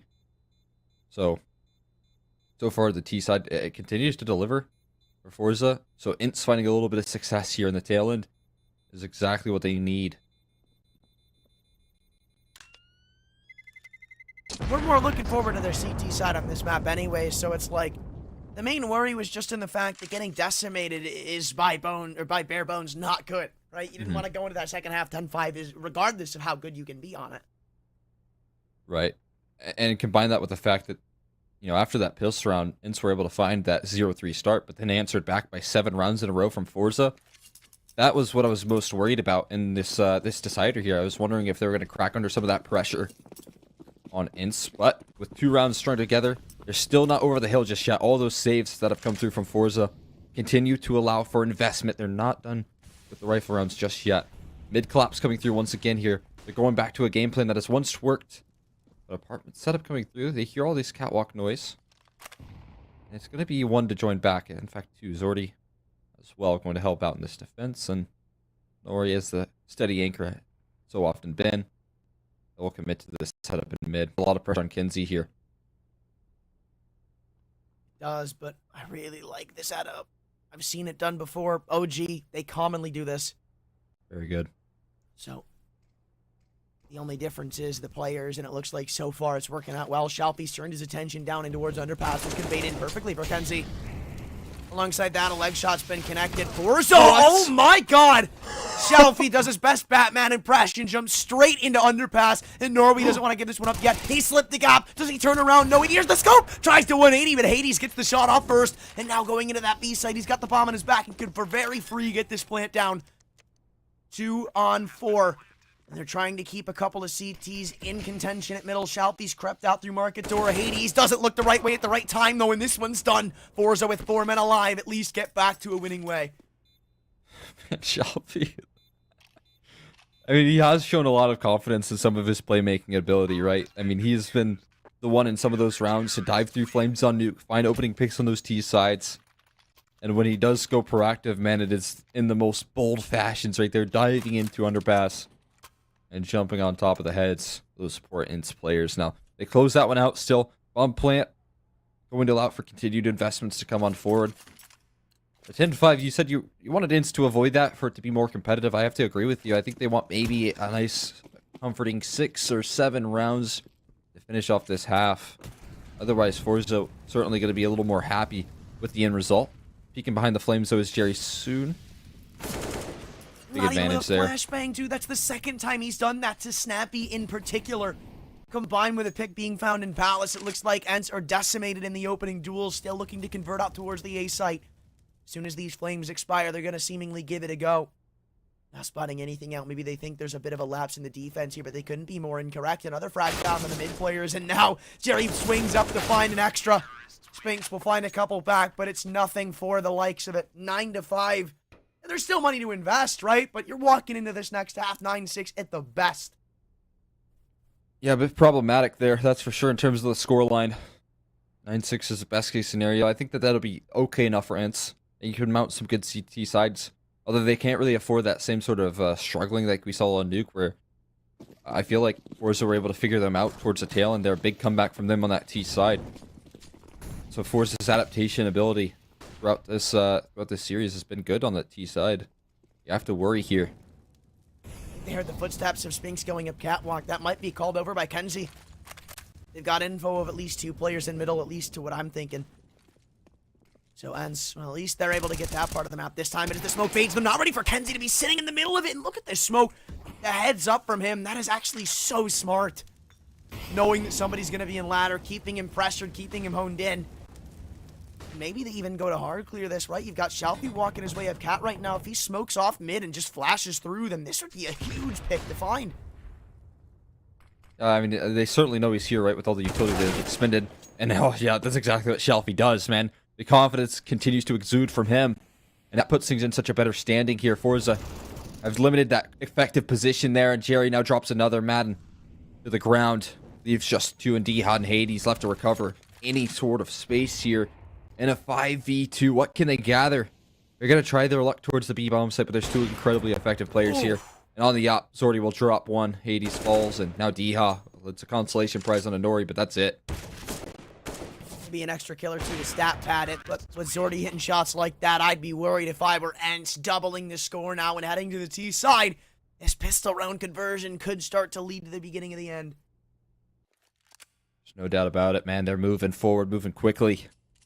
On that late stage of the first half, you can see the string of rounds. I mean, they went on a 10-2 run there, limiting ENCE in their success. Phenomenal closing right there from forZe. Not done just yet, though. They can still offer up a good CT side over on the ENCE department. I just know that the T sides consistently have thrived here for forZe. Starting this round off, though, with a pistol and into what could be a potential B rush here. I mean, all 4 players heading there in that direction. We see some detours, though, from Shelfie in the underpass. Might be looking to draw some attention away from that bomb site. Doesn't need to do so. There's 2 players in a good crossfire here. That smoke now expanded. They're going to try their luck. What is Shelfie doing? I wonder if he's just trying to go with connector, maybe catch a flank or 2, but they need to get out of this site initially, and Snappy and Spinks have both picked up one apiece. This is what I was talking about over on Nuke, right? Like, he's not really doing anything. I mean, it might have looked a little bit better in terms of the end result if there was actually an entry for forZe on that B execute, but the fact that they just hold down the line with all the kills necessary and unable to draw out any attention elsewhere, I mean, that was the real kicker there. He wasn't able to pull off his alert that he was hoping for. And a flawless pistol to open things up is exactly what the doctor ordered for ENCE to try and claw their way back into this one. Not too much of a scoreline to claw back from. Should be 7-10 here as literally no investment into this round. 5 Glocks. Well, now we got to worry about what we're going to see for the rest of this half. Because, again, it's not a big sample size, at least, right now, for ENCE. Like, again, they are more CT favored, looking at their team and perspective from a very broad standpoint, but individually, I'm not too sure what to expect on the counterpart of forZe. They're also a CT-sided team, so not really surprising to see that 10-5 score. But if this T side that we've seen from them so far has anything to tell us, it's that it's either going to come off to a really slow start, or it's just not going to look at all that put together in totality.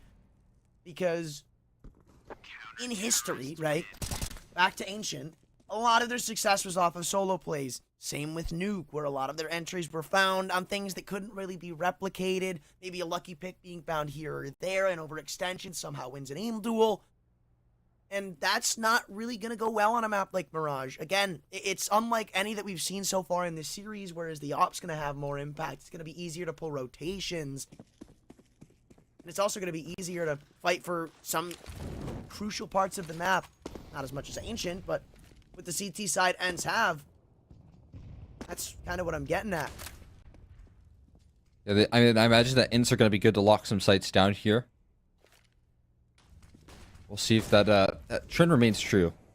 I will say that when you kind of rely on shots, I mean, forZe are definitely one of the teams here in the Pinnacle Cup that can do so. I mean, they've been hitting incredible shots pretty consistently throughout this entire event, and have been so capable of consistent openers. All those phenomenal early utility damage, putting down ENCE, or putting down rather forZe low on HP. They continue to throw those nades down. There's still one in Hades, ready to peek through the window. One kill in, looks for the second, but holding his ground here. Zordi gonna drop as well, and a phenomenal start here for ENCE to try and recover this first gun on D-Hop. Makes it even more so. Kinsey finally to drop something, but it's short-lived success as Norris fell last man standing, bomb far removed from himself. It's all about doing damage at this point, not letting the economy events get out of hand. You find 2 kills and you can call that a small W.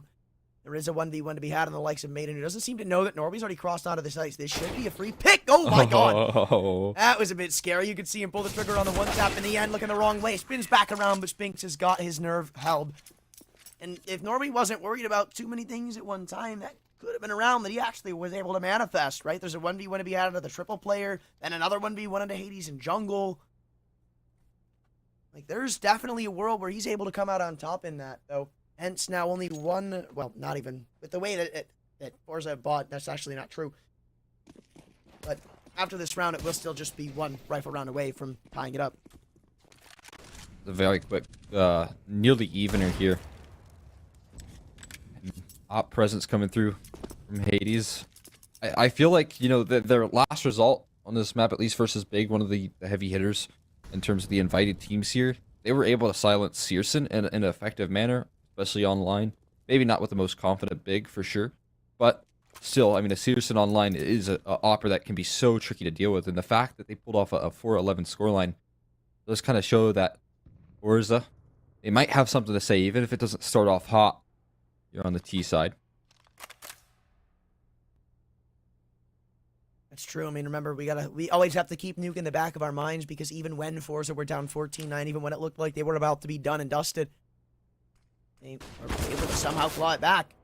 This round, though, it's definitely not going to be one they're fighting for. With a start like that, you're already pretty much sent out of it. Dia contributes from CT. Now everybody's just getting mowed down on the one-on-one. Kenzie, all alone, as forZe look to talk about their strategy going into the next, because they're going to need something to work out. Yeah, you want to do some damage here as well. There's going to be a bit of economy to tear through here on ENCE if they keep on letting these rounds go cleanly, and I think Kinsey's going to be dropping here very shortly. Shouldn't be much kills to be gathered unless you can land some nice deep shots, but overall, I think that the gameplay needs to be adjusted. They need to find some adaptations here. They've been trying for that mid control. They've been found out. Hades has been finding multi-kills, not even with the op, but with the rifle, in terms of the gun rounds that we've seen so far. So whether it's a timeout in this round or a forZe have already discussed their game plan, they really need to start getting that ball moving soon. Otherwise, I mean, it is going to be 10-10 on the CT side for ENCE, and that's just such a good standing for them. Yeah, especially considering past that, to try to convert onto a lead, they'd be going against an eco round. So they have a very good chance to try to take it too. For forZe, it's a big one to try to take out. And this might be the first pick already going the way of ENCE, knowing that he's lit up. They're just going to drop in the nade. They will, but Kenzie, the game sense for him to get out of there, knows that he was about to fall. Now you've got to deal with Snappy and the ninja angle. It's very easy to clear if you're ready for something like this. Molly's into the site, though, and he won't be peeking out just yet. Did they spot him? I think they did. Now he decides to see if he can't contribute. Him and Spinks, though, a dynamic duo on the ace side, have already shut this round down. Kenzie and Shalfie again against the world. But Kenzie is on the wrong side of the map right now with the bomb well in the hands of the CTs. Now Shalfie's even spotted. I think he waits a good 10 to 15 seconds here to allow for this flank to come through. CT's being covered now. Oh, so that flank becomes less and less a possibility at the moment. It's just going to be disjointed. Again, this kind of annoys me about Shalfie. Like, Kenzie is about to fall, and look where he is. T-spawn, going towards ramp. Like, what? Hey, there's not much you can do in this situation. The CT being covered, he can't. Everyone's covering that palace position, so realistically, best case scenario, you can find a kill on your way out. Is more that he just seemingly calls it a save before it should have been. You know? Like, he had... The whole play there, what they were trying to make was, I assume, Kenzie trying to come in from the flank, see if he can't get an extra couple of picks and help Shalfie work around. You can see, before he even came through in CT, before he was even ready to try to help him out, Shalfie was already leaving. So his teammate essentially just dies, trying to grant him a hope that he himself wasn't believing in. Good point. At least Shelfie able to do some damage here, but going after time is a real liability here. They're closing in upon him. There's no real escape. He has to fight his way out of the situation, but Diha able to trade. It's a 3-for-1, but going down after time here, look at the money he has left. Max loss bonus, I don't think it will be the biggest of deals here if they save. He will have 3,400. That's enough for an AK in the next. He just has to work with a Glock in this one. Yeah, I always forget that it's 3,400. I don't know why. I mean, in T-side, you know, you just... so much less pressure on that economy. Either way, though, I mean, the pressure's all in forZe. That's 5 rounds now together. They haven't made too much. I mean, that would have been 5 players alive if we didn't see Shelfie going down swinging with 3 kills on his way out. Oh. Still a big chance for ENCE to start to capitalize in on this game. The lead shouldn't be too far away from them. Really good stuff to see from them in the later parts of the CT side. And the most we've seen in this series when it comes to just rounds in a row was, I believe, forZe in this first half where they get 7. So, ENCE, you win here, you win the next rifle, and you're probably going to break that streak. Well, you have to imagine that winning this round right here, which is seemingly likely for ENCE, is going to give them a huge sigh of relief. They're going to take the lead on the CT side here, and that is going to be everything for them in their confidence. Madden, well, he doesn't have much support in this position. I mean, it's going to put a lot of pressure on his shoulders. The Eagles on this forZe roster have been consistently delivering damage in some of these rounds, and falling at the wayside here is not something you want to give up, especially with your current momentum going in your favor. Well, I like that they actually have somewhat of an exec to get into this A site, though Maiden's gone completely undetected, picking up 1 as he continues to isolate these fights in the sandwich angle. They'll find 3, trade it out. It's more than he should have been allowed, and now denying the bomb to go down means ENCE don't get any extra cash. And I mean, he did exactly what he needed to do. He's solo on that bomb site. The only thing really offering up any sort of support was that molly that came through ramp, and it sure was enough effect to allow for Madden to find 3 kills in that position where realistically you're hoping for maybe at best 1-for-1. So great work from him as the anchor on that A bomb site, holding down the line here and limiting the success of forZe on the 4 spy. Now the gun round coming through. And another catch up. Oh, it's been missed. Zordy? Or Hades rather. He's going to push up, spots the boost, and can't adjust in time. Zordy will drop early. Hades gets out of dodge. And in that just opening kill success that Hades has been gathering throughout these last 2 maps, that ticker just continues to go up there with his proactivity. It's so big, and it almost forces a response from forZe. You can see them starting to get a bit more aggro when it comes to taking out of the B site. Spink's not going to be flashed off, and that's big because Shelfie's not able to cross out just yet. He's the one with the bomb. He's the one that they have to shut down. And still staying alive on Catwalk. It's the nade to finish him off. Still another man to pick up that rock. Jerry tucks his way into market. It doesn't seem like they're weary of somebody being this forward just yet, but he doesn't decide to pressure in just yet, knowing that bomb is still in the apartments and still needs to get out. It's not all sunshine and rainbows. Jerry, though, continuing to stick around the market door as Spink shuts him down. Again, no bomb plant, and that just means that ENCE could probably go against another eco. Kenzie jumps out. The bomb's dropped outside of it anyway, so he had to pretty much Superman through the apartments as was. But a full house between him, rather Spinks, and Hades pretty much solidifies ENCE as a contender to take this series. Now, what is that? 7 rounds in a row, going against Pistols for an 8th. Yeah, I mean, what a dynamic duo it is. Over on Nuke, they dropped 65 kills, in fact, combined. And now they're showing up in these CT sides in a big way. forZe, they cannot find a T round to save their life. Like you said, no bomb plant. It's going to limit your bank accounts here.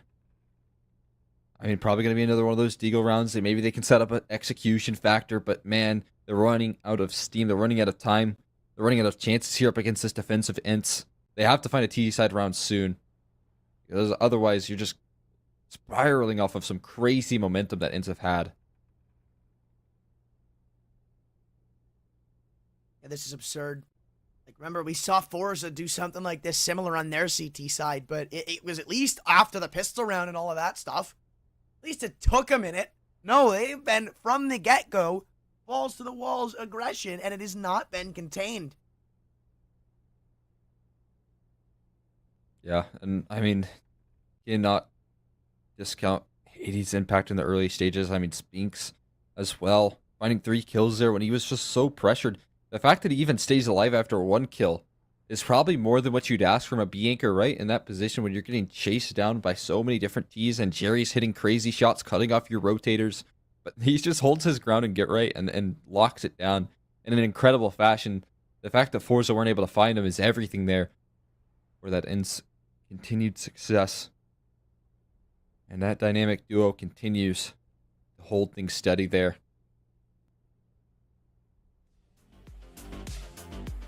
Well, looks like we're just waiting for somebody to reconnect. We're having some issues. But how, like, right now, what do you even say to yourselves? Like, is there a clear gap to abuse when it comes to ENCE? Because I certainly don't think there is, you know? It's so fluid on this aggression from ENCE because sometimes we're seeing them push into apps, sometimes we're seeing it in Palace, in Ramp, in middle, and it's literally like they're rolling a die that tells them where to push this round or what to try to put pressure on, and you can't really counter that. Yeah, I really don't know what the reaction here is necessary for forZe because you're exactly right. This aggression is keeping them on their toes. It's not enabling them to set up these executes that they'd really want to do. They want to get that mid-round B execute coming through. I mean, that was exactly what Jerry actually talked about in his interview previously, setting up their good T side in their semi-final matchup. He was throwing out, after that early utility was thrown in, some crazy B executes that were allowing for so much success. And he was talking about that in his interview after the victory that they had. But when Spinks is that secondary B player and he's holding down the line towards get right, you know, that easy B access and that underrated B access that was mentioned in from Jerry, it becomes less of an option because, you know, Spinks stays alive for so long. Staring at me. He was staring into our soul. Throw on the Kerrigan hat. That made me so uneasy. I don't know why. Holy. I mean, it's just a lockdown defense right now from ENCE. I mean, what is there to do in terms of pulling this one back? Seem to be pretty comfortable as well. And the worst part is, whenever you get this game back up and running, like, you're going onto an eco. So it's not even like you can use this time to maybe think to yourselves, okay, what do we do, right? No, is he playing from a dorm?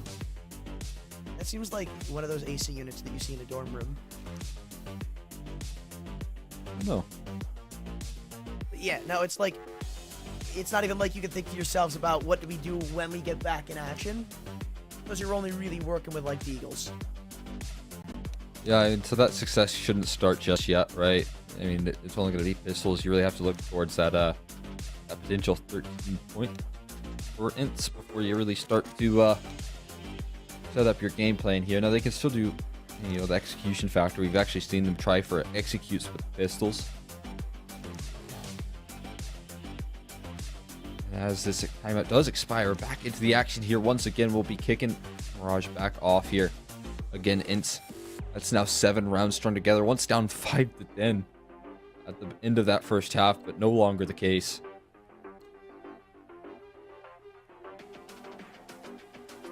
Here we are.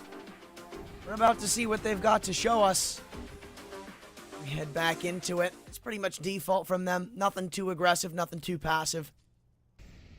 Pretty much just holding the line, seeing what's given over to them. I'm assuming they understand that there's going to be another eco being taken.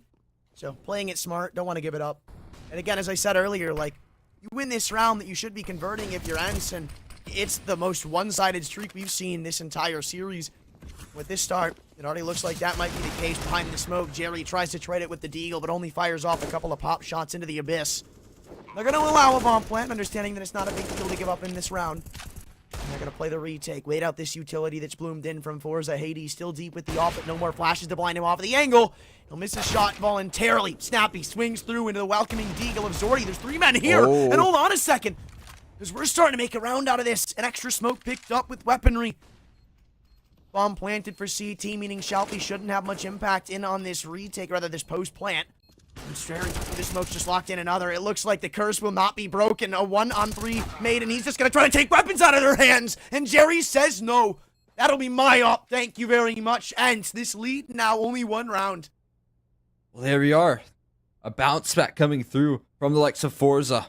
who have figured things out after that brief break and back into the action here once again. And that is exactly what you need. You know, we also talk about that last Nuke game where they found themselves a Deagle round of the same validity and were able to spiral off a lot of momentum. These sort of rounds can offer up incredible comebacks here. They really don't have much distance to close. Only one round now to take things back to a tied scoreline. I think the real key there was stopping the momentum that was had from ENCE, and they've certainly done that. Yeah, that's a guarantee. But they're still not going to shy away just because you converted one round. You still got to do a bit more to them than that to demand the respect that you once had. At least back.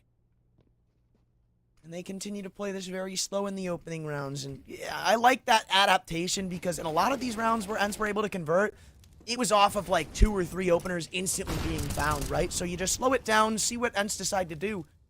But the answer is nothing, really, and you just kind of get in your own way. Hey, you missed the smoke.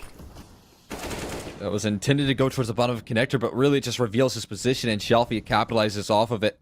Gets himself in towards a phenomenal ladder room spot in their game plan back in towards the B bomb site, looking likely a ramp aggression coming through. So at least they're going to soon realize this. Hades holding off this connector.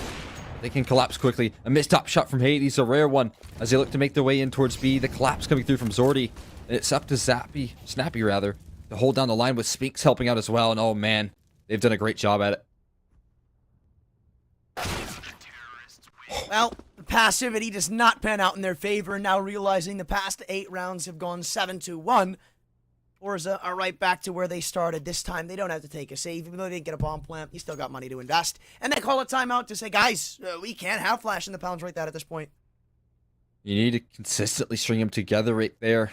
Money is stacked up quite high, as, you know, that 7 rounds in a row for ENCE has built up a healthy economy, so those investments will not end with that round victory that they got. You're exactly right. You really have to find consistent success here before you can think about getting yourself back into this game. So far, it's only one. A quick response from ENCE, even though things could have gotten dicey there with Shelfie and ladder. They could have had that quick split in towards B, but no luck.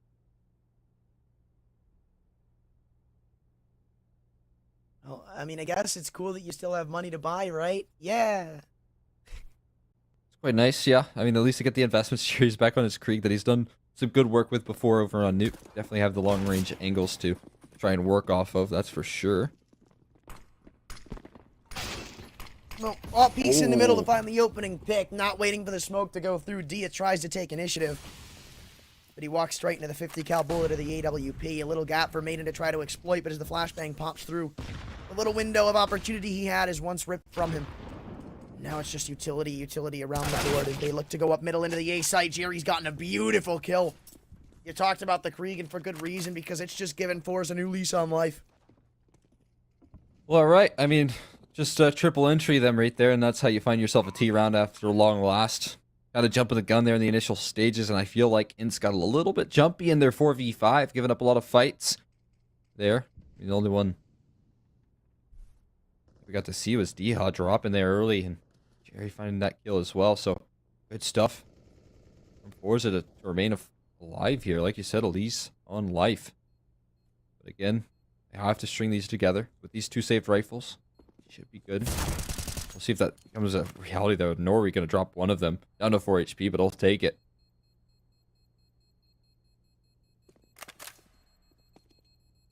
Well, ENCE maybe a bit too comfortable because this game is still far from over.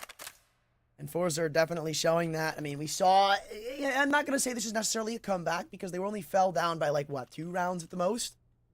So it didn't get that far out of hand. But still, it is them being on the back burner by a very significant margin. Only because of the end of the game. They're not going to give it up just yet. ENCE, you've got to work to get this. And not at all an easy passage in towards that 16th mark. Getting blocked a little bit. HE is going to do more damage, and so Snappy starting things off a little bit worse for wear. No worries, though, as he holds down on his life and reposition here just to walk out towards A. This angle being covered is already ready for the jump peek in. Madden, if he goes in for another peek, he'll lead to certain death. He will wisely fall off here. And they're just going to have to play the retake here, potentially in a 5v5 if they can't find a kill soon.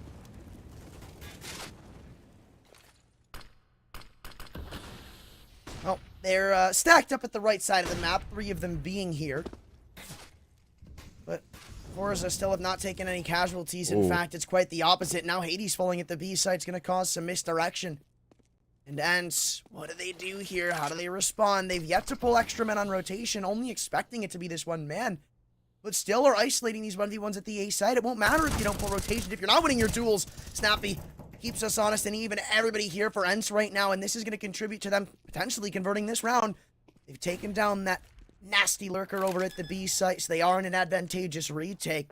You still got Zorti to worry about with his AWP. He can be so deadly, swinging through with the wide swing, catches him in Dia. Catches the head to put it all up to Norby in a 1-on-3. 2 from CT, 1 from middle. Been a clutch man all throughout this series here. Spinks, first one to handle, and the peak coming through too quick, and it's back to owning ways shortly after success. And again, this back and forth continues, and if it continues to come through, then ENCE are going to be the ones in the lead there to close things out with the 16th round. That flawless one in the previous and a bomb plant with the loss bonus. forZe, the money and the investments will continue. But I feel like they're in such a good position if you consider Kinsey's lurk. I mean, they had that site cleared. A was being kind of rotated off upon. Kinsey was buying so much time for them, alleviating all that pressure. But forZe couldn't capitalize off of it appropriately. Well, I will say, trading rounds like this is not going to do you any favors. I mean, CT side, eventually the money's going to run out for you, more so than forZe. Oh, but Zorti almost gets caught on the boost still. Impactful damage nonetheless. ENCE are still so close to creeping towards this finish line. Effective positioning here from Spinks on the secondary. He's going to hold down this line towards apartments. Can really allow for stacks to be put elsewhere as he has full control of this side of the map. He has a catwalk player as well. So much going for ENCE in terms of the map control. That allows for a pretty strong setup towards A. Although I say that, you know, Madden is very passive in his approach. Playing towards CT spawn. Hoping for a retake to come his way. And that might be exactly what's gifted to them. forZe lining themselves up in A execute. Fake smoke's coming through. Bomb is going elsewhere, though. Maybe not. Who knows, man? Still very disjointed from forZe right now. And, well, ENCE don't really mind it. They're chilling, playing passive, because it's worked for most of these rounds. Let forZe go in and make the mistakes. I mean, they've already made a big mistake of letting this timer tick to a very uncomfortable margin. Dia is still in Kinder, and I don't know if they're really going to have time to clear him out by the time all is said and done. No flashes go back in the middle, and Kenzie falls. We're still into a 4-on-4. Things are very, very chaotic right now. And it's going to be an all-out brawl over towards the A site. That's where the take's coming through.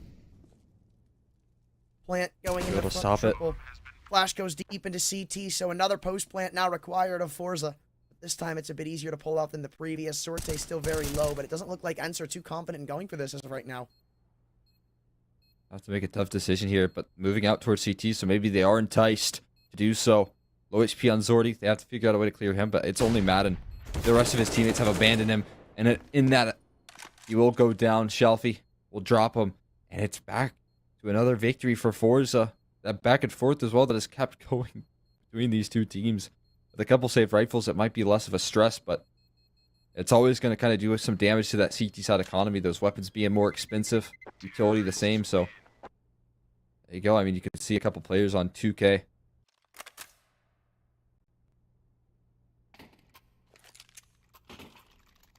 Well, oh well. We find ourselves here, and ENCE are going for the investment. Things are going to get dicey here, because if you lose this, you're the ones giving up match point. And what a better way to say that we'd be going the distance, all depending on what forZe do in this round.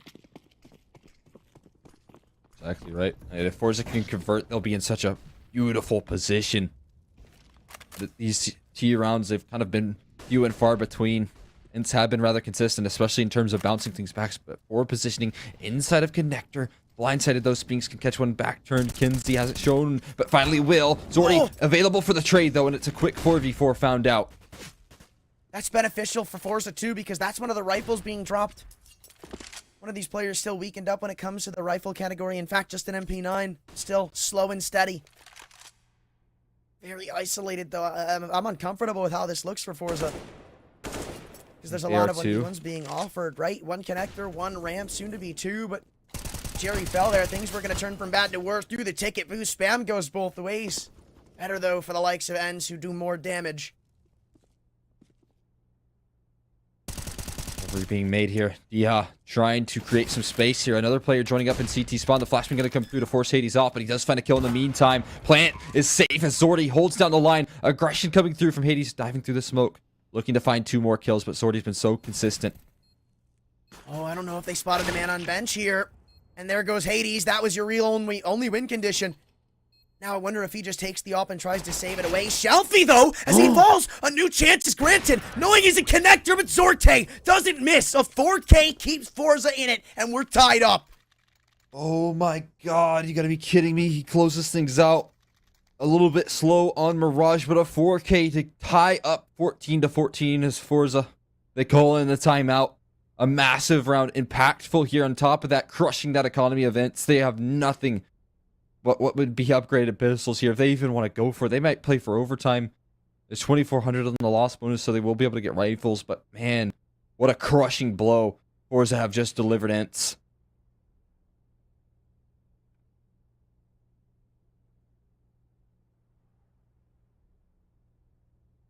And what was once looking so convincing on this CT side, like it looked like it was their game.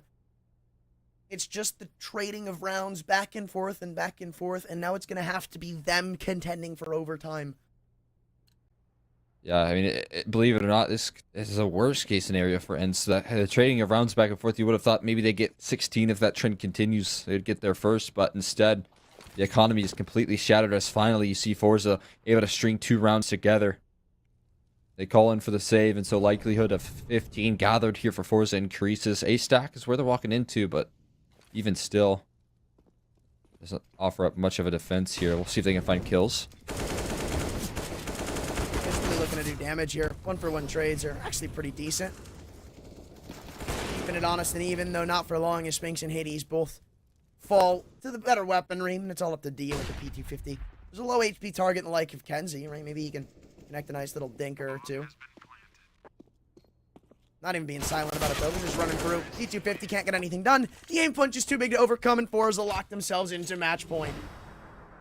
And oh man, they make it here, 15-14. We do require the distance here for the decider. I mean, we both thought that Mirage was going to deliver. Not this much, though. I mean, the potential overtime in the cards here as they look to fight for dear life over on the ENCE camp. Backs are against the wall here for real this time. AWP in the hands of Hades. He's bringing out his weapon of choice. The rest on A1s. They're looking good for this last buy, but they need to convert. No other options or else they can kiss their chains. Closing out this grand final. Goodbye. It looks like forZe want to just try to get into the A site to close this one out. Not trying to sell fakes, not trying to pull presents. They're just going to go with smokes, flashes. Basic stuff, but how will it work? So far, they've been able to get out towards Tetris without taking any single casualties. All this utility, though, flying through from both teams. Look at it. Right now, there's 2 flashes and a smoke to go left on this CT side of ENCE. Able to get all the way out towards Ticket. The only reason they know somebody is in triple is because of the reload being heard. This bomb is soon going to go down.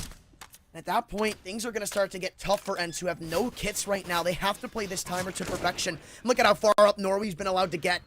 Dia falls for the opening pick around this smoke. Playing is snappy. A barrel spotted. And it looks like forZe may have just closed out the event, taking it by storm. 3 kills from Jerry locks it down. 16-14 and forZe do the impossible and take down ENCE.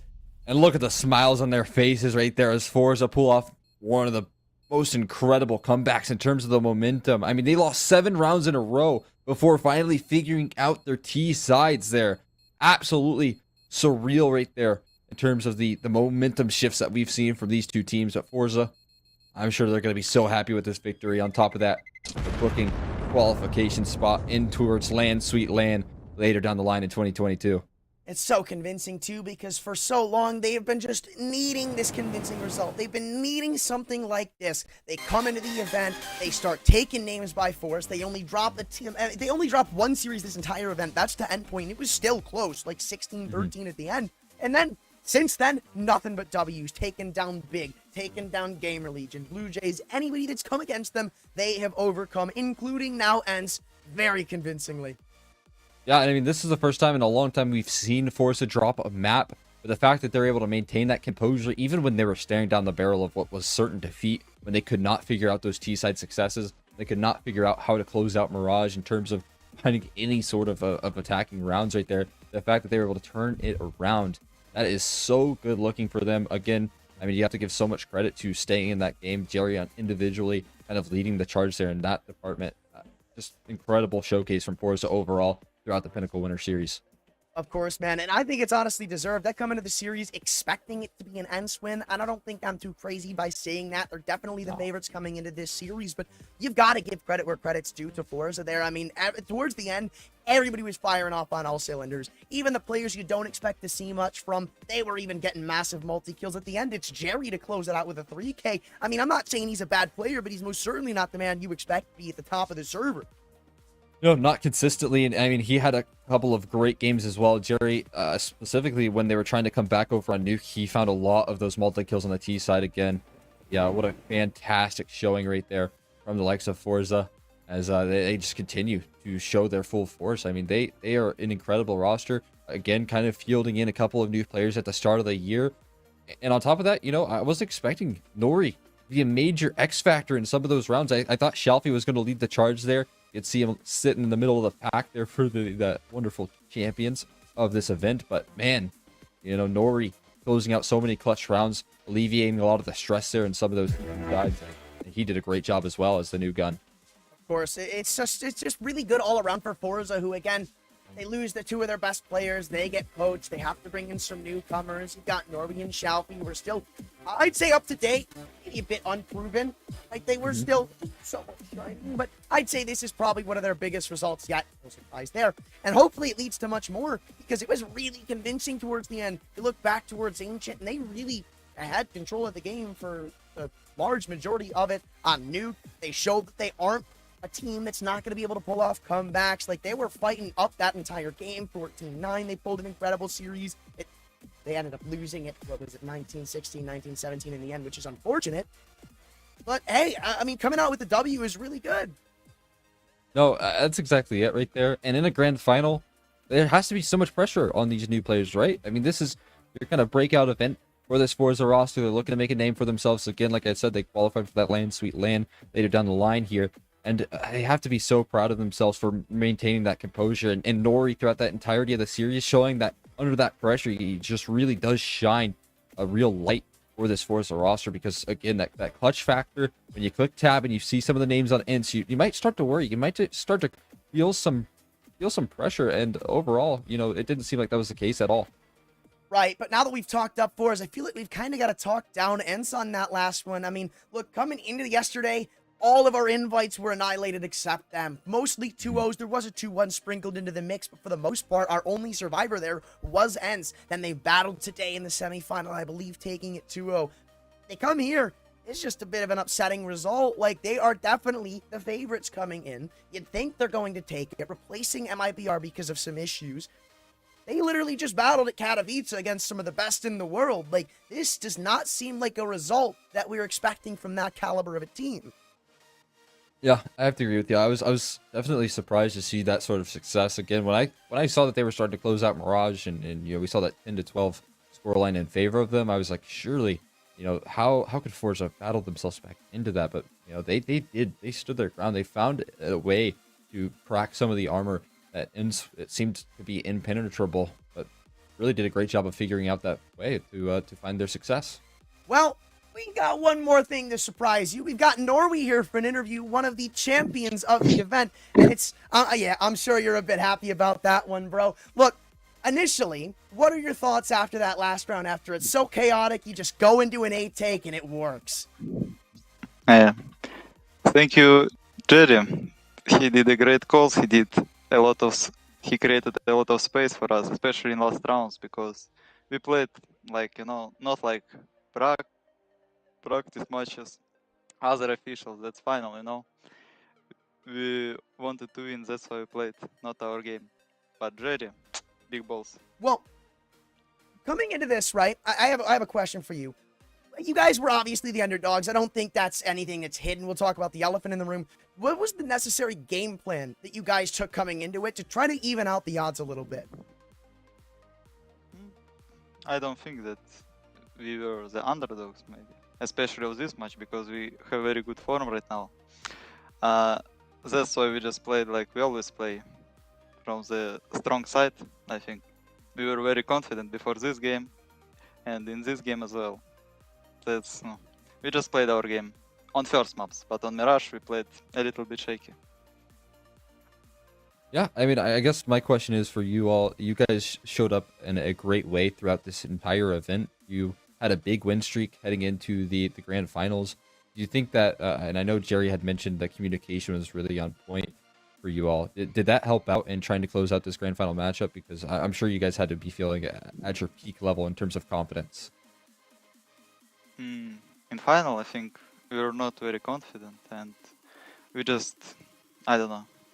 We knew that we are stronger. We felt that, but in game we played like a little bit shaky. We just were lucky in some moments because we just played better in some situations, like 3v3, 4v4, win some clutches. That's why. But you know, this is CS. So Yeah. We just played speak good. about how it feels a bit shaky for you guys, right? You come into it, everybody's a bit maybe nervous. So, I mean, I feel like that reflects off of the start of Ancient, where it's 6-1 at the beginning. It looks like you guys don't really feel that confident. And then you guys take this eco round away from them. You go up to even it out 6-6. Do you guys think ending that half off 9-6 gave you a little more confidence going into the rest of that map in the series in general? Yeah, I think that when you're losing like 5-0, 6-1, you just need one round, maybe someone win important clutch or something like this. And I don't really remember Ancient, how it was. Oh yeah, just but yeah, it's very important when you win like 6 rounds on weak side, on T side, and when you start play City, it's much easier to play in City, and you feel really good when you win pistol and something like this. Everything. Yeah, I mean, and I guess this is my last question that I have for you, because I'm glad we get to talk to you. You played phenomenal throughout that series. You had a really impressive grand final for yourself, and oftentimes when I look towards a forZe roster, you know, you have your Shelfie and your Zordy leading the charge, but it was you and Jerry. I mean, how does it feel to do so well in a really high pressure situation in this grand final? You know, like Zorte was the guy who was calling a lot in important moments. Shelfie, I don't know. Shelfie didn't play good today. Maybe he has some problems with his keyboard. I don't know. He was saying that before game, but who knows? Who knows? I don't know. In final, Jerry is the most experienced player in our team, so that was his job in this final, and he did great. How we can see, we won. He was the best fragger, I think, in our team. Me, I don't know, just lucky in some moments. Like, I don't know. I don't really remember any important rounds I won. Yeah, maybe a couple catches, but that's all what I remember. But we all played really good today as a team. Well, Sure. now that the result is set in stone, now that you've taken it, you know, 2-1, it's a bit convincing towards the end. I'll finish it off by asking you, you've got these convincing wins under your belt. What does this tell you for the future, and what do you guys say your goals are now? The main goal for our team is, of course, RMR, Major, everything like this. And of course, we continue play tournaments like this because it really helps a lot to be confident. We feel right now that we are a really strong team. We can win, I feel that we can win maybe every team except maybe 5 teams, like who is very strong right now. But it's online, you know? Online, Yeah. everything can happen. Like, even now you can come and be surprised by us because that's online CS. On LAN, of course, it's gonna be a bit harder, but we just keep playing together, so we will see. But Well, we thank have you, big man, goals for like joining top us. 15 and everything. Yeah. Well, thank you for joining us on the interview, and congratulations on the win, brother. I expect to see more from you guys in the future. Well, that was awesome to have. We got to chat with Yeah. one of the younger minds, one of the new recruits of forZe, and maybe get a little bit of an insight on what everything's looking like over at the forZe camp. Yeah, no, I absolutely love to get to talk to him again. I thought that he played phenomenal. I don't know if he thought that, but he put up some incredible stats, and yeah, it has to be a great feeling for Nori, and including, you know, booking your ticket into that land suite land later down the line. That has to feel quite good as well. Incredible showcasing from forZe throughout this event, like you said, dropping one series to Endpoint, who have looked pretty good. You know, not making it into the playoffs too deep, but you know, overall, a great showcasing here in the Pinnacle Winter Cup Series 2. Well, with that being done and set in stone, that concludes it. A great event capped off with a great match for the finale. But stick around because there's still a couple more events to come up in the future.